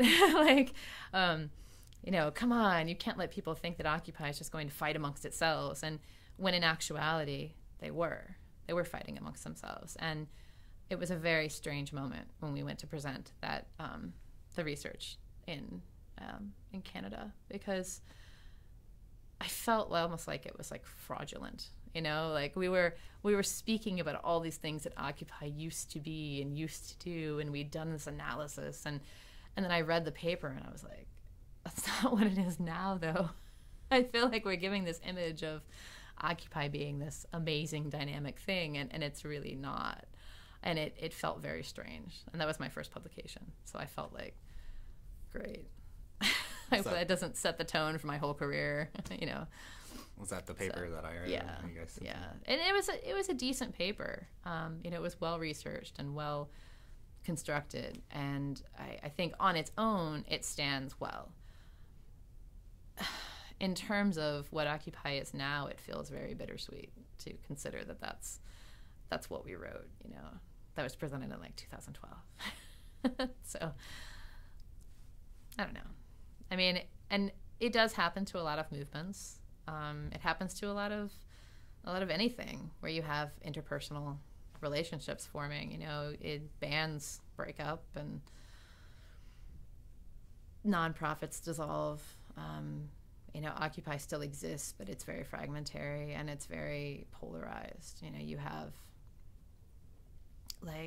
some individuals that will get together on their own, and then you have other individuals who get together on their own. And the ideological separations over time did form around like a self-identified anarchists in Occupy Dayton, which there were quite a few. And then there were a whole bunch of other people that were they're under a lot of misconceptions about what anarchism really is, or could be, or should be. And, all they can think about is like the guy with the long mustache and the bomb in his hand, or people at the WTO protests, the black bloc, so to speak, going around and like taking hammers and hammering the edges of the plate glass on the front of Starbucks and then pushing it until it falls in. I mean, and like those are the images that the media is really constructed of anarchism. And so then, Occupy in and of itself is this ideologically very anarchist movement, and was from its beginning. I mean, you have, the constructors of the movement itself. I mean, you have academics. One was a Canadian academic who's actually been completely like raked over the coals for his anarchism and like as an academic. And but people that constructed the ideas of the movement, there was a lot of roots in anarchism. And so for those that were anarchist and participating in Occupy Dayton, it didn't feel that strange. But then the larger and wider that Occupy Dayton started to spread itself around, the more that you had people coming in that were like, libertarians, or like very much focused on traditional Democratic Party interests, or like traditional leftist interests. And that didn't really mesh very well with like the anarchist point of view. And I think that did create problems. It created problems in how we responded to things when issues would develop. There was a lack of a cohesive vision, and that really created a lot of problems. I answer your questions with so many tangents. And I just keep talking, and I get to the end, and I'm like, what the heck was I just talking about? That's all right. Yeah, I mean, you'll edit it down to the good stuff anyway, so that's fine. So in that the paper I read, it said that there were 4 original members of Occupy Dayton, and from that it blew up into this protest of hundreds. Did. Who were those first 4 people? The first 4 people would be Sean and Sean Kassaman, who was one of the authors, and Vanelia Randall, who is she's a professor at UD as well. And I mean, you do see a lot of the original ideological developments coming out of University of Dayton faculty. And Christina Hall was somebody that she was already pretty established in like local activist communities. And I don't know who like the 4 original people would be though. Like other, I can think of Renalia and Sean and Karen, but I'm not really sure when Karen came into play, because I wasn't actually attending General Assemblies at first. My husband was, and my oldest son was. And so there's this, like, I had a disconnect from early on because I had, just given birth. Like, we did take him out, and then it got cold really quickly, and it limited my mobility early on. But that changed as time went on, and babies get older and things get different. So as far as I know, it was very much coming out of this UD faculty kind of development. And then when I arrived with Occupy Dayton, my husband had been going to just local General Assemblies every week, and we would talk about it, and our kids were engaged, and we would bring food to the camp, and it was pretty interesting just for our family. Then when I started showing up more at protests was when I started being involved, and by then it was beyond the 4 people. It was that's when you had like 150 member General Assemblies, so to speak. I don't think anyone ever counted, but they estimated. Were there any people that stand out to you as kind of like core members? Yeah, there definitely was a core that developed over time. You have people I already mentioned, Christina Hall and Sean Kassaman and Karen Abney-Corin. Jonathan Gallienne developed as a core person over time. Paris Hobbs. All these people, they were the people that showed up at General Assemblies. They were, once General Assemblies were not held outside in Courthouse Square because it was just too flipping cold to do that anymore, we started having meetings in libraries. And then we had like the space that we got down on 3rd Street. And so the core of people, that stayed kind of static. And then you had some people that were like kind of part of that core. You had like my husband and I couldn't both be in the same place at the same time. And he would go to some things and I would go to some things. And so we would kind of both participate. And then over time, he started becoming much less interested in engaging with Occupy. He actually mentally distanced himself far before I did. Even still to this day, he's just like, these people, I'm not interested. And a lot of that, he cannot stand Sean and Karen. And that the triumvirate of Sean, Karen, and I became a very difficult thing for a lot of other people to appreciate. I think that as time went on, Sean and Karen and I, because Vernalia ideologically was there in the beginning, but as time went on, it was the dominant ideological thrust was coming from academics. And, Sean and Karen and I were all writing about things, and we would help with General Assemblies, and it became what people perceived over time as being like the steering committee of the entire movement. And I mean that in the sense that they saw it in a very scathing way. And I can understand that. People that did not have this extensive background in political and social theory, which, all 3 of us did. Probably more so Sean, that's her main focus area. For me, it's a research area for me. And so it was never like my dominant interest in life. My master's degree is actually much more globally focused than just looking at like local movements. And so, I do look at other things like political theory, but I think that perception was very damaging over time because it did make people feel like they were, if they didn't know the lingo of political and social theory, that they were outside of a lot of conversations that were happening. And I really honestly couldn't see that when I was in the middle of Occupy.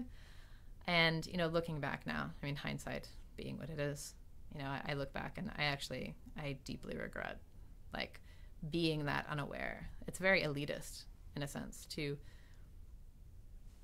be in the ideological know-how and to not be cognizant of the fact that you're controlling things. And, that is something I think, at least in conversations I had with Sean, I think Sean was very cognizant of that. I'm not sure, I'm not sure how Karen feels about that, but, we don't talk anymore. So I don't think that's a conversation we'll be having soon. I have found that, Sean and I actually still converge in some ways, at least because, some former people from Occupy Dayton started the Circle A caucus, which is like an anarchist caucus. It used to be the Radical and Revolutionary Caucus, which was like the anarchist caucus in Occupy Dayton, and that they used to actually meet, and have discussions on anarchism and readings and things of that nature. And ideologically, I think we still converge a little bit, but we're still not meeting. The Circle A caucus, which was like kind of like the transitioning from that, that was mostly like Jeff Piper and to a lesser extent his wife. She had issues with Sean and Karen as well, and so that perception, really that's another example of how damning that perception was. There were also other perceptions that we discussed in a forum presentation we did. We were looking at gender and Occupy, and there was this perception that Sean's not married, but that Karen had this boyfriend Patrick, and then that my husband were like, they were called lapdogs because they were like feminist males essentially, and there was a scathing accusation that they were like lapdogs to these dominating academic women. I mean, it's really quite hilarious when you break it all down and you look at all those factors. And we actually talked about that at a panel discussion on Occupy Day here at Wright State at the not Soch or Sochi. It was like the gender conference. It's put on by the Women's Studies department at Wright State and like several other departments, and it's like the gender and something conference. And we did a panel presentation on that, and we played the Manarchist video. I don't know if you've seen that. It's pretty funny. It's on YouTube. Just look it up. It's basically like this tongue-in-cheek commentary on things that like dude anarchists say, and like, hey baby, I've read Bakunin, like, come on, I'm in the know. Like, we were kind of playing around with gender and looking at how gender comes out in social movements, because it is a valid thing to discuss. I mean, at least in New York, and to a lesser extent in Dayton, this didn't go over very well in Dayton, but there's this concept known as something stack. My mind's like blanking out what it is right now. It's not selective stack. It's like progressive stack. Progressive stack is basically taking people in a local group that are not usually able to speak in American society, like women, the disabled, and older people. And it's saying, you come to the front. Because, very often the conversation is dominated by male voices, white male voices is like the perception. And, it's saying like, you come to the front and you speak first. Oh, that did not go over well in Dayton at all. There were a lot of people that were a lot of white males that were really insulted by that, who thought that it was telling them that they weren't allowed to speak ever, that they had to allow all these other people to speak instead. And so there's this misconception of like, what privilege really means. And like, it did actually sound very much like the rhetoric you're hearing from like the far right now of multiculturalism. Oh, they don't need to learn about other cultures. We need to learn about American culture. What about American culture? And why don't we have White History Month? And like that kind of perspective was really part of that backlash. And I think that made understanding something like progressive stack fairly difficult for people. And I never actually spoke to Vernelia personally about it, but I got the impression that as a person of color and a female, professor from the University of Dayton, I got the impression that she was very disappointed that we could not successfully implement that kind of structure in Occupy Dayton. And, as time went on, whether she was busy or what, she was not very involved as time went on.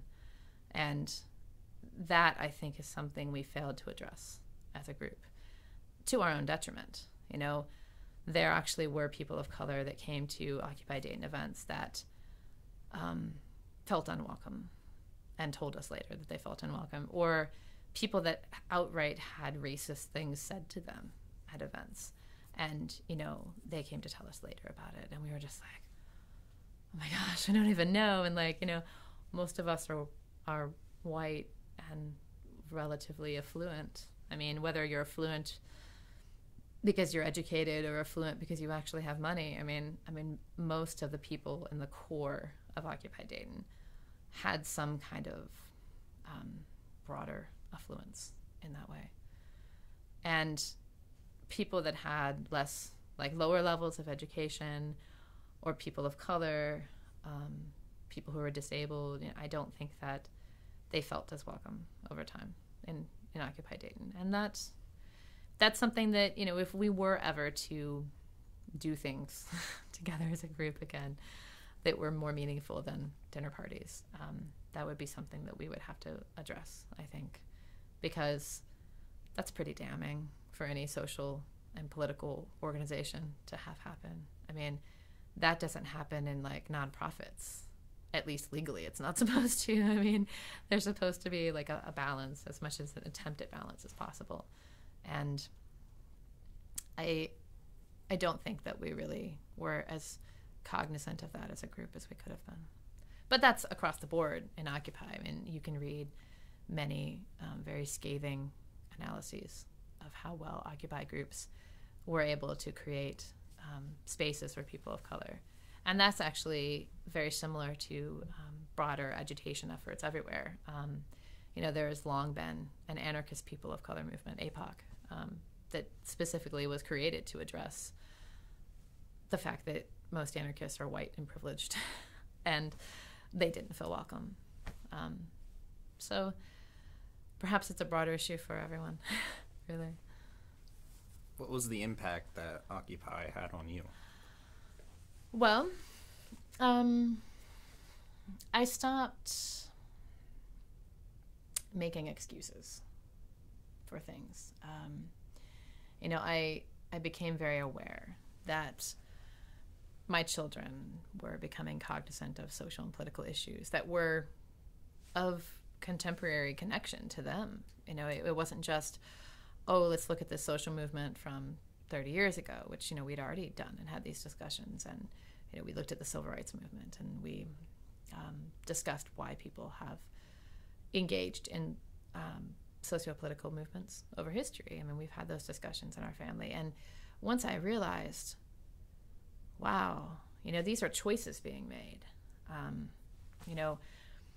What kind of message does it send to your children if you are engaging in protest against the social and political destruction of your planet? Essentially, I mean, that's it, to be very simplistic about it.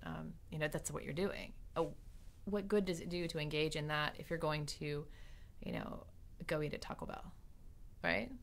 I mean, you start to think about little things in your life, how can we support corporations less? And we had already done a lot of that as a family, and I think that it made it easier. But there's still a lot of choices that you make in your life where, you're not always going to be able to choose what is the ideologically best choice. I mean, just something as simple as going to get coffee. You want to buy a pound of coffee. Well, coffee is not really a necessary element to your existence. I mean, well, depending on how tired you are, but at its root, it's not necessary to your existence. You can live a full life without drinking coffee, right? And so the tack we've always taken is, we will try to buy fair trade because it's coffee. We do the same thing with chocolate. We'll try to buy fair trade. Well, what about when you go to the store and you've got two kids shopping with you and, you can't find the fair trade coffee, and oh my gosh, you just want to leave. You are so overwhelmed with grocery shopping and being asked, can I get this, and can I have this, and can we go here next? And in the past, I think in my own mind, it would have been easier to say, you know what, executive decision, I'm just going to buy this coffee that's here. I'm not going to hunt through the rest of the shelves and find the fair trade coffee. But then once you realize that your own children have become incredibly aware of how little decisions are connected to this broader picture, it then becomes a lot harder, and a lot of that, like, we're vegan, and so we'd already been having those conversations already just about a different issue. But it was harder to say, okay, I'm going to stay true to this all the time. And it's always hard. I mean, any decision you make in life is going to come with complex associated consequences. I mean, you can decide to not shop at Walmart because they're a giant corporation destroying the world. But, well, where do you shop? Target? I mean, it's the same thing. Kmart? Perhaps not as bad, but then you're choosing the lesser of 2 or 3 or 4 evils. So, I don't know. It does make you want to think about it more, though, I think. And that's how it's really affected me. I really thought that I wanted to research Occupy more. I did. And my thesis actually started to become very focused on Occupy, and I was really thinking about new terminology. Like, I was really excited about, I feel like it's like universalism or something. I kept trying to find like this new word that would apply to protests that has such a global perspective and a global implication. And it's very close to like cosmopolitanism, universalism to an extent. It's looking at these issues that have become important to people on a global scale. And I find that very fascinating, but also very limiting. and I frustrated myself for a long time trying to do that research, constantly hitting like brick walls going, I have no words yet. Like, there are no words in political science to describe universal movements without using the word universal, which is really inaccurate and at best flawed. So I don't know. I mean, it changed me in the sense that I began to see without action, we really are not going to be able to fix the mess we're in. I think it was easy for a long time, particularly when, my older children were very small. It was easy to engage in issues on a smaller scale and, to sign petitions and ask other people to sign petitions and go and hold a sign for a while or whatever that it would do. And it felt like that was effective. And I think that the turning point of Occupy for me personally was to realize how ineffective most of that had really been. Because ultimately, canvassing for the Green Party did nothing. Standing and holding a sign protesting the Iraq War did nothing. Choosing not to buy things from Walmart did nothing. I mean, and even if I'm not able to physically be engaged in like mass scale civil and political resistance, like nonviolent direct action, like I can't kiss my kids goodbye and go sit down on the front lines to be gassed. I mean, that's not going to happen. And I think that was actually a moment of terror for me, realizing I've been engaged in this civil and political action that's completely ineffective. And the only thing that is ultimately, I think, going to be effective is mass nonviolent direct action. I mean, that's it. That's the only answer. And seeing that, realizing that, and then realizing that I really lack the ability to engage in that, it's very humbling in a lot of ways. And it made me feel more or less very, very powerless to do much more than write about it and go to meetings. which is not really a perfect solution at all. So, yeah, hope and dismay simultaneously. That's Occupy for me. So I'm just going to ask you like one more question because Okay. we're working on 2 hours and I don't want to keep you sitting down for... Wow. Hey, it did not feel like 2 hours, if that's any consolation. So, I don't know if it felt like it was more time for you, but No, it's Yeah. good talk. Just from like a historical perspective, what was 2011 like? ooh, well, 2011, to quote Time and Newsweek, the year of the protester. I mean, and it really was. It was a year that we saw global protest. And, it did ideologically begin in other places. I mean, what went down in Tunisia and all of the kind of outbursts of protests that happened for other reasons. It was a guy with a fruit cart in Tunisia, I can never say that country name correctly. You can write it out though; it'll be fine. It was a localized issue that represented a broader issue, and you see that happening all across the globe in 2011. And so, it was a very exciting year. There was a lot of ambition and hope and excitement, and everyone wanted to change the world. It was kind of like what I imagine the 60s must have been like, towards the end when people were like, let's stop this war and let's change all these things about the way our world functions. And that kind of mass engagement, I felt like people were really into that. And that was an important turning point. I mean, you take a population of people that get excited over the latest movie that's come out, or a new Oreo flavor. It's very interesting for those people to get excited about what's happening in their world. So it was kind of like a mass awakening in a lot of ways. And that in and of itself was valuable and really is kind of the theme of 2011. It was this big waking up. Even if you were just, I'm thinking of you right now, right? I mean, you didn't participate in Occupy, but you watched it. You engaged with it. You were interested in the outcome, whatever your opinion of it was going to be. I mean, you were interested in what was happening. And that's just amazing that you have this whole year where, well, at the end of the year, but you have this, no, I guess I take that back. It would be the whole year because everything that was happening worldwide was happening across the course of the year. Occupy was kind of the footnote at the end, really. And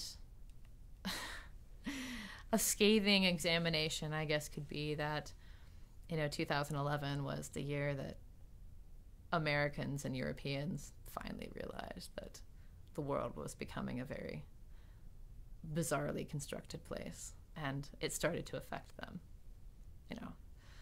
They weren't able to find jobs or buy as many things as usual, and my gosh, worldwide protests.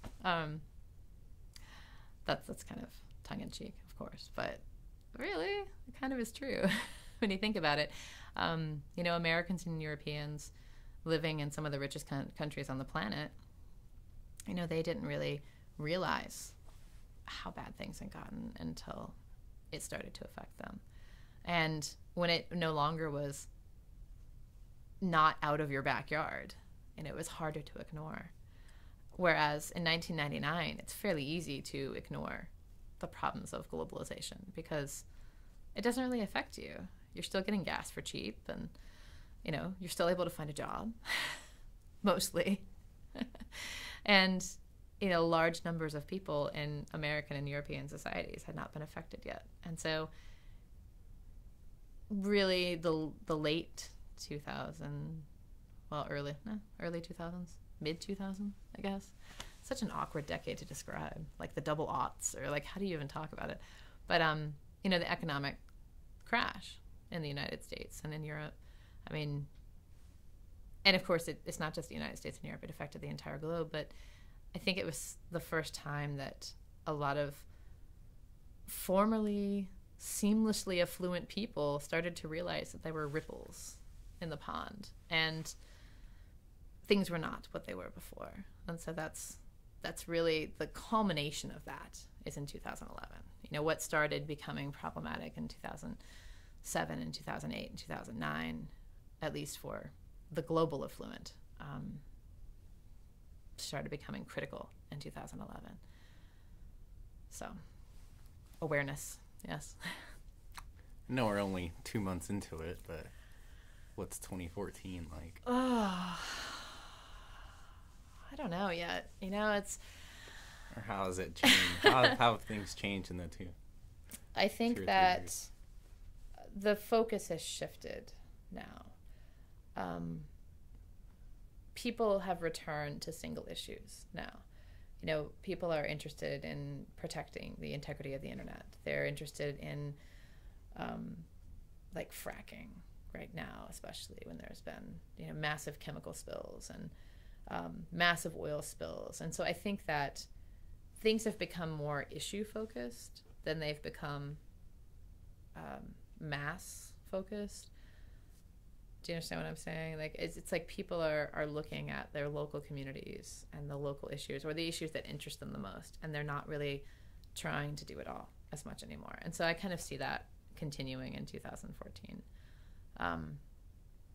People are very upset about the chemical spills in the Carolinas, I think it was, recently, and they are concerned about the integrity of their own water supplies, and fracking is becoming a huger issue than it was before. It was kind of a footnote issue in like 2011, 2012, but now that we've had like fracking accidents happen and water supplies damaged, now people are like, oh, not so great. Probably the largest global issue still gripping imaginations is Fukushima right now. And that's like the elephant in the room that nobody's talking about. I mean, no news station is spending very much time on it at all. And then we have all these like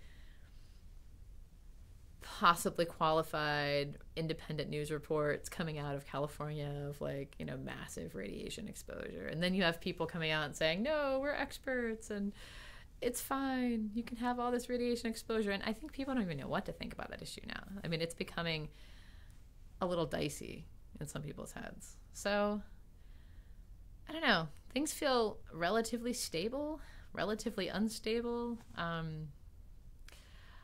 In terms of civil and political protest, I don't know. The Zapatista has resurged, looking from their own perspective, and in Central America, and they're in Mexico, and they've emerged discussing the same things they've been discussing for the past 20 years, and which are the same things that Occupy has been discussing, and that anti-globalization movements have been discussing for 20 years. And so I think that we have a lot of potential still there. There's a lot that can be unlocked, but we're still treading water at this point in time. I mean, most people still have jobs. Most people still have food. Most people are able to live relatively comfortably in the United States. And at least the people having these like political conversations are mostly living pretty comfortably. I mean, even the poorest of us are living relatively comfortably. And although it's changing in that regard as well. I mean, I say most, and I say it perhaps out of ignorance. Like, as soon as I heard the words come out of my mouth, I was like, are we really? I mean, we have rising levels of unemployment, and I can just think of people in my own community that are already experiencing the pinch of the continued economic downturn, which is a horrible way to describe what's happening to the economy. I mean, downturn sounds like a temporary dip, hoping for a rise in the future, and I'm not so sure that we're going to have that rise. But so I don't know. I wish I could see that yet. I think people are pretty complacent in 2014, though. I think that we have lots to entertain us. We have sports and movies. It's funny. We homeschool. The other day we were doing a lesson on Rome. We were talking about bread and circus, and we had like 3 consecutive lessons that discussed, the giving away of the grain and like how important that really was, and like all the different types of sport that you would have in the Colosseum, and just, it's really impressive when you think about it. I mean, the people of Rome did not feel that much differently than, like, say the people of the United States feel right now. And, whether or not it's an empire and it's even comparable, there are some critics that say that it is and some that say that it's not. But regardless, I mean, you can look around you and see that most people are not going to engage in a mass uprising because they have food to eat and entertainment, and they don't want to rock their boats. I mean, it's pretty dire to say this, but I don't think people are really going to care until there's like mass starvation and like martial law, and I mean things like really dramatic apocalyptic things that like I don't even see happening in this country at all. I really honestly see a bunch of mediocrity, and we just continue getting excited when we see the things like the Olympics and the World Cup, and that's life. How do you think people are going to remember Occupy? Well, it's all a matter of perspective, right? Police officers who took a very negative view of Occupy may remember it as that useless movement that never did anything but gave me a lot of overtime hours. People involved in Occupy may see it as last great outpouring of hope. People that really wanted to see Occupy succeed and now feel that it has failed may see it as a foregone chance. I don't think most people really think much about Occupy, though. I mean, if you talk to your average person on the street who has not had very much awareness or involvement in socio-political movements in general, Occupy was a bunch of people that got in a park and sat there and didn't leave, and that's it for them, or they were ineffective, or they were a bunch of privileged trust fund babies that took their iPhones and their Nike shoes and marched out to protest and tweeted about it with selfies from the event. I mean, like, there's this very kind of disparaging viewpoint of Occupy, and I think for a lot of people that didn't go to General Assemblies and didn't participate in conversations, it was fairly easy for them to form their own assessments of Occupy, which were often very negative. And I think that is very similar to assessments that you saw of like civil and political movements in the 1960s. I mean, the dirty, stinky hippies are out there with their long hair and their flowers, and they were doing something, and you just wanted them to cut their hair right and get a job. And I mean, you always are going to have this kind of traditionalist versus modernist viewpoint develop, or like tension develop over time. I mean, it's a different kind of change. It's cultural change, and cultural change is disruptive, and it's messy, and often it's very divisive. Culture is probably more divisive now than it has ever been, I think, because we have so much of it now. We can access so much information. We can spread information so quickly. I mean, I don't know if you use Facebook at all, but like if you look at your Facebook news feed on any given day, it's like incendiary cultural issue 1, 2, 3, 4, 5, 6, 7, and it's like, I'm mad about this, and I'm excited about this, and I'm whatever. Like, people are very like emotionally connected to whatever issues that they're interested in, and I don't know how well that's going to go over time. I mean, that was actually one of the scathing assessments of Occupy Dayton, was that over time Occupy Dayton started to rely more upon Facebook groups, and conversations happening on these Facebook groups, then it relied on meeting together and having like the implementation of consensus models, because you don't have process or consensus models on a Facebook group. You just have like, admins. You have hierarchies. I mean, you have admins, usually like 2 or 3 people, or at least one person that makes the final decisions for everything in the group. And then you have people participating in conversations, and whether they're allowed to speak is very much based in what the admins think of them. I mean, and so you have that kind of develop. You have these very hierarchical models in place on Facebook. And one of the assessments of that is that you created inequalities there. And then not only created them, but made them concrete, because people said, oh, well, it's so cold. Why don't we just have this meeting on Facebook instead of actually getting together in the streets, in this public sphere?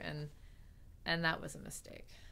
And it's really quite tragic. I mean, because Occupy Dayton had this space on 3rd Street, and they were able to have a meeting space and be involved with this local community church, and which was like doing some amazing things in their own right down on 3rd Street. And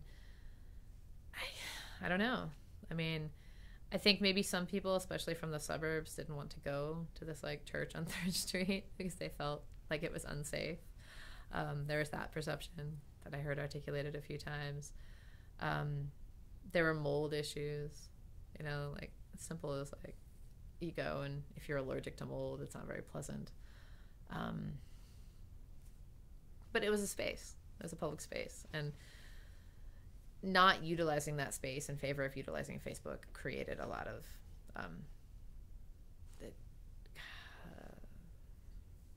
can't think of a way to describe it, but like it created dissent amongst people more than it created a shared conversation, because people are quite different on Facebook sometimes than they are in real life. I mean, people, it's called like the disinhibition complex, or disinhibition effect. And I don't remember the theorist that put that forth, but it was somebody talking about like online interaction, and I think we discussed it in the paper that we wrote together. It's where people they don't feel inhibited to be really cruel or really like snotty to other people in an online context, because they don't feel as connected to the things that they're saying, even though like it's very obvious that you're not anonymous, right? Like, I mean, you have a name, and like people know each other, and they're all part of this group on Facebook. Like, you still have the effect of, you're not saying it to their face, you're kind of saying it into this public posting board, and so people tend to be a little ruder than I think they would be otherwise. And that's, myself included, right? Like, that's everybody. I'm not like pointing fingers to say that. But that was one of the original questions I wanted to ask you, is the role of social media. It sounds like it brought you guys together in the beginning. And then I mean, it was good. It was, because, having a tiny baby, I really appreciated being able to discuss things without taking that tiny baby out into the cold or leaving them behind with a bottle of breast milk. I mean, it's for somebody just like me. I mean, there weren't like a mass number of new mothers. I mean, but there are people with similar issues to not wanting to be out in the cold. There were some disabled individuals. There were people that didn't have transportation, that couldn't make it down to a General Assembly, or people that worked on the weekends. And so it's circumventing like things that prevent people from being equal by using an inequality to do it, because not everyone can access Facebook either. I mean, if you don't have a computer in your hand or in your house, then it is elitist. And that was a main criticism early on, is that if you take the General Assembly out of the public sphere, the face-to-face sphere, and you put it on Facebook, you're limiting your discussion to only people that get on Facebook. And that's true. You are. And that's not even including all the other things that Facebook created. Just that in and of itself is a very kind of elitist decision to make. And I don't think everyone was comfortable with that, especially people that had a heightened awareness of like subtle social issues like that. Like something as simple as, where you got your internet access. Was it in your hand or in your house? Or was it at the library? Was it at a friend's house? I mean, it's something that we never really fully addressed and probably should have. Do you think you could put it into a timeline, like this is when Occupy Dayton started, this is when it got big, this is when it started to decline? Well, you know, things were all through October and November and December of 2011, things were very, very active. That was probably the peak of activity for Occupy Dayton. And then in 2012, things started to decline. They were already in serious decline by early 2012 because, you know, we went to the conference in May of 2012.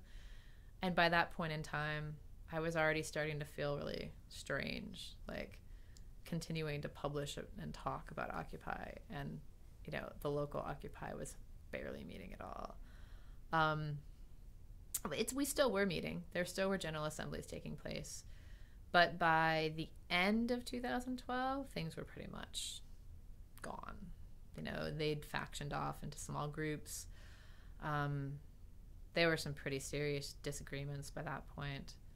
And, like, the personal issues have become really serious by the end of 2012. And so I would say, you know, by the time 2013 started, the only thing that remained were things like the caucus meetings and the dinner meetings, and which were just like dinner club affairs. You'd get together and you'd be like, let's talk about stuff, or not. You know, it wasn't very political at all. It was very much like a social club. But yeah, 2012, by the time 2012 closed out, that's what it was. Oh, and March Against Monsanto, which was never really like an Occupy Dayton thing. It was more of a individuals participating in this broader movement that existed exterior to Occupy Dayton. And that's what it is now. So, you know, there is still an Occupy Dayton Facebook page. I'm an admin on it. I believe Sean's an admin on it. And then a handful of other people that never post anything are admins on it. I know Sean posts a lot, and I try to post a lot, but I mean, you're really just kind of sharing the same information. It's really just like a public forum for news articles and pictures and memes. I mean, that's what Occupy Dayton is now, which is not necessarily a bad thing. I mean, if you locally can't sustain a full-scale movement, which we really couldn't. I mean, in 2012, we had like the ALEC protests. Like there was a local meeting. What's ALEC? ALEC is it's like a group of banks and corporations and just like kind of special interest groups that are all focused on making the laws better for corporate interests. And like it's kind of like a coalition that does that. And they're really pretty rabid. You know, they go out and they completely destroy and lay low like local structures that promote like the interests of people. I mean, and that's probably the simplest way to describe it. They try to find loophole laws, and they try to make sure that corporate interests are going to be able to always come out well in the end. And so they're like kind of like not a club, but like a professional organization for corporations, basically. You know, and they network, and they go and they lobby lawmakers, and they try to make corporate interests able to get in through the channels that they need to get through. And it's very closely connected to the construct of like Citizens United. You know, corporations are people, and it's the same thing. And so there was this big protest that we planned. We had planned like guerrilla theater, and this is in, I want to say February 2012, right around then, maybe March. And it's whenever they had the ALEC meeting locally that year. And we had like guerrilla theater, and, you know, went out and did this midday performance of it. And it was like 10 people. You know, I wasn't even able to be there. Like, I participated in the planning and the painting of the props and things like that. I made like the sash that the people wore, you know, like stuff like that. But like, I was teaching during the day. You know, like we have work and school and things that we had to do, and it was like at noon during the afternoon, right down in Courthouse Square. And so I think like hardly anyone even really noticed. I mean, like we made a YouTube video and put it up, and like, you know, 50 people looked at it or something. I mean, it's just like things of that scale. It's like, it's really hard to continue ramping up interest to do things like that if you don't really have much of an effect when you do them. And if like, you know, 10 people pay attention, eventually you're not going to want to put all that energy into something that no one really seems to care about. And so as time went on, you know, and the process became more difficult, like process became really hard for people to make group decisions together in 2012. There were, you know, people were continually getting frustrated because their ideas, in their perception, their ideas were not being heard. They would bring this idea to as a proposal to a General Assembly, and, you know, because we had kind of like this unspoken cabal that like really dominated everything, you know, it did dominate the conversation. It dominated whose proposals were heard. It dominated whether those proposals were able to turn into concrete actions, because it was kind of like a very groupthink mentality, you know. Everyone's friends, everyone wants their ideas and their proposals to work, and then somebody comes in and they're like, oh, that's outlandish, we'll never be able to do that. When really, if you go back and look at a lot of those ideas, they were pretty reasonable. It just became difficult for people that were kind of part of that unspoken core, that unspoken cabal, to be able to open up to those outside ideas. And that's normal, I think, for like any kind of social groups. You know, like I've watched it develop in like Boy Scouts. I used to, you know, be an Explorer Scout when I was younger, and that developed at the day camp staff. You know, you would have like these kind of, I hesitate to call them natural hierarchies, but I guess in essence they really kind of are. They're naturally emerging hierarchies that dominate social interaction. And, you know, it happens in the Derby team I'm a part of. You know, it happens in kids' activities. I mean, you know, when my kids did ballet, like the ballet studio they went to, like absolutely there were hierarchies, and they emerged over time. And so, I don't know. I'm rambling again. But I think we have a long way to go. We really do. And I really appreciate what Occupy was able to do on the whole. And I appreciate the conversation that was engendered for everyone. I'm hopeful that we can find better ways to improve social interaction, because that really was at the heart of Occupy's quote-unquote failure. I mean, anywhere that you saw failure, you could 99 times out of 100 find some kind of failure on the part of people to be able to organize together. And I mean, I think this is something that's been recognized in like social and political movements for years, which is why community building is often such a huge part of socio-political movements, because it's recognized that if you don't have that strong foundation, eventually, once there's real work to do, you're not going to be able to commit to it. You're not going to be able to be an active participant. And without active participants, you don't have a movement, really. And, you know, I think that that's just the way movements work. So hopefully in the future, I mean, I think people from Occupy Dayton are still talking and they're still engaging, perhaps not in the same ways, but things change, you know, movements evolve. And I mean, even if we take something as landmark as the civil rights movement, I mean, the civil rights movement didn't happen overnight, and it didn't develop and explode and then decline overnight either. And you know, I think that we are often too hard on ourselves in the modern day. We expect everything to be instantaneous, and we expect everything to be perfect and to happen like that. And you know, that's part of what's wrong with with our discourse right now as human beings, at least, from my own perspective in the United States. I mean, I don't know about those subtleties in other states as well, but at least in the U.S., I mean, we are in need of being okay with failure, which on the whole we're not.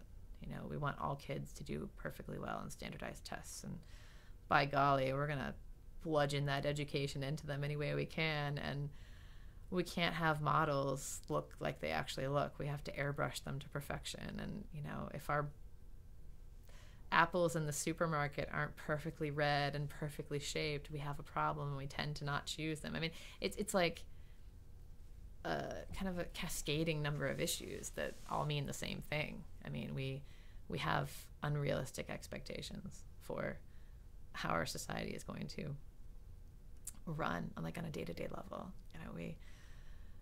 We just want everything, and we end up with nothing.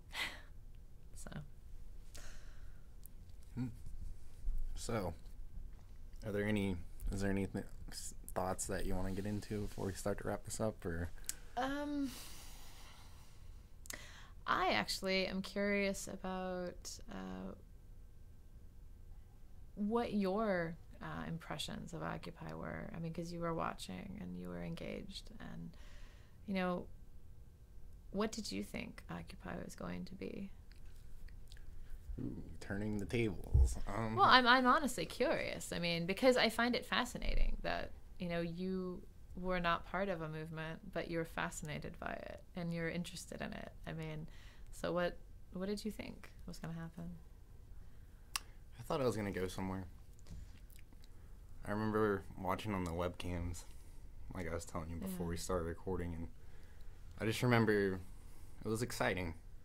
It was like something was really going on, and something really important was going on, and people, all these thoughts that people have been thinking, like, about banks and just the whole feel of the country at the time. You were in the middle of a recession, and people were angry, and everyone was kind of on that same wave. And it was cool to see people going out and do something about it, because that's kind of one of my peeves about things is just to put it this way, okay, I used to work at I went to Wilmington College as an undergrad, and I even worked at the physical plant here for a while, and working on the grounds department, and people would just litter their trash everywhere. I mean, they couldn't even bother to throw their stuff away in a trash can. Yeah, I know. And that bothers me. And I'm like, these people are going to universities and they're going to colleges, and they can't bother to take their McDonald's bag and throw it in a trash can, and they're supposed to be our future leaders. So it was really exciting to see someone get up and to start doing something about it. Dude. And then it just kind of fizzled out. Yeah. And it's interesting because the analogy you're making right there is pretty much at the heart of what socio-political movements are. It's people doing something and not just being willing to be complacent. Yeah. And I agree. It was very exciting. Like I've exchanged a couple emails with a guy from Occupy Youngstown, and it seems like Occupy started out. Yeah. It seems like it started out as like a grassroots movement, and then it got big and it got popular, and now what remains of it, it's kind of gone back to a grassroots movement. Yeah, and that's true. Youngstown, I think, is where they're putting together a collection, like an Occupy. I forget what they call it. I think it's just a collection, but it's like a collection of articles and stories. I know the last falling out that Sean and Karen and I had was when, if it's the same individuals, I don't know if it is, but we were contacted by these individuals putting together a collection, and they originally wanted us to submit the article we had written to their collection, but they wanted us to revise it a little bit to fit the collection better. And so we were working on doing that, and then they said, no, can you just write something completely different? And so we started getting together and talking about it and writing about it, and then there's a personal issue that developed, and everything just went and I contacted the publisher and said, hey, I'm totally not working with these two people anymore. They're going to do their own thing because we weren't using like the paper we had all written together, so they could just co-author their own paper, right? And I was like, I just want to let you know, like, I'm pulling out right now, like, I'm not involved anymore. And they were like, well, would you like to write an article? And I was like, yeah, I don't know if I could do that. I tried initially. It just like the turnaround time was really short. It was like weeks or something. And it was like, write this 30-page paper in 4 weeks, you know, from start to finish. And so I started to, and I was writing about, well, the topic of is Occupy dead, actually. That was the topic I started researching and writing about. And then I just got to the point where I was like, I don't even have time for this. You know, like, there's no way I'm going to be able to pull this off. There's no amount of, like, all-nighters that are going to make this happen. And so I was like, sorry for you and your collection, and for me, but I can't. I don't know if they actually went on to publish that article. I mean, it might be worth getting in touch with the people from Youngstown. I think it was Youngstown. I'll have to look it back in my emails, and I'll forward you the contact if I find it. I know it's somewhere. But very nice people. You know, they were trying to get together like this kind of academic collection, more of like a written history of Occupy is what they were angling at. Yeah, the whole reason I ended up getting in touch with them is one of them's a librarian. He kind of put together an oral history project, but his were more like short, like 10-minute long tops, like videos, and it's called like the People's Library. You could probably Google it and find out. But so like the People's Library in New York City? Yeah, but he's like got kind of like that same thought process. That same process, yeah. Okay. And I was just wondering like how he went about doing it and why he chose to do it in the way he's doing it, and that's what kind of started that whole conversation. Very cool. That's how things happen, though, right? You know, start a conversation, and that's where it goes. I mean, and I really do hope that more people from Occupy Dayton get in touch with you, because I think that there are large differences in stories, and I think it's valuable to have all of those, or not as many of them as possible. I mean, of course, can't get everybody, but I think that it would be interesting to get some of the voices that were not heard as much over time, because I'm pretty sure that my voice and Karen's voice and Sean's voice were pretty well heard over the scope of Occupy Dayton. And I personally would be interested in seeing like what Vernelia Randall had to say at this point in time. I don't know how much time she has to get together, but it might be worth contacting her, because she was really one of the original ideologues of the movement, and you know, her reasons for, as a person of color, for not being very happy with the way things were going in Occupy Dayton, I think are very important and not discussed as often as they should. She's doing work on the prison to schools to prison pipeline right now in Ohio, like the private prison issues. Yeah. And so she's continued to engage like everyone else has in their own issues that they've been working on. And, you know, I think a lot of people that were activists before Occupy Dayton are still activists. I mean, I think I probably do more derby now than anything else, but, you know, I don't really have the heart to sustain a movement anymore. And I think that for me, that was what happened for me.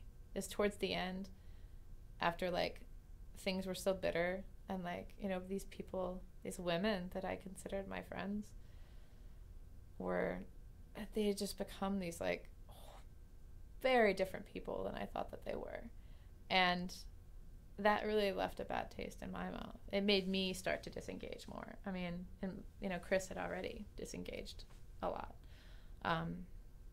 He distanced himself from Occupy Dayton, and I held on because, come on, I was publishing, and like it was very easy to want to stay invested and to want it to like work. It's kind of like a bad relationship, you know, like you so desperately want it to work out, because if it fails, then you've basically made like this bigger idea fail. I mean, if Occupy Dayton failed, then the whole world's not going to be saved, you know, like that's what it feels like after a while. And I think, at least from my perspective, like towards the end, I was making more excuses for Occupy than anything else. I was like, oh, it'll get better.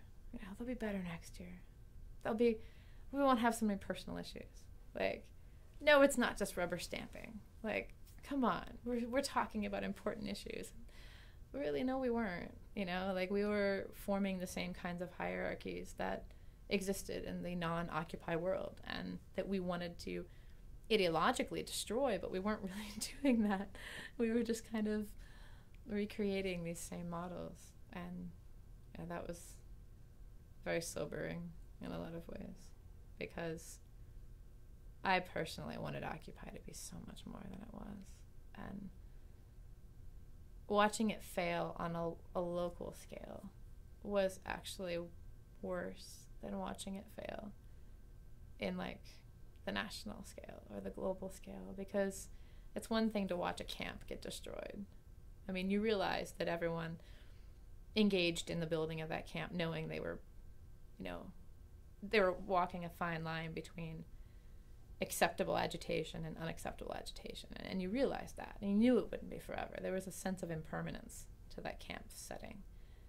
But I think that in the local sense, in the building of that community, to see that fail was really, for me, it was pretty devastating. I mean, because it was like, it's like a child, right? You know, you participated in the creation of this amazing thing, and then just watched it like slowly spin out of control until it was lying drunk in the gutter and not doing anything with its life. I mean, that's what it felt like.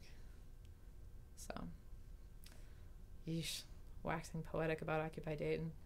Something I haven't done in a while.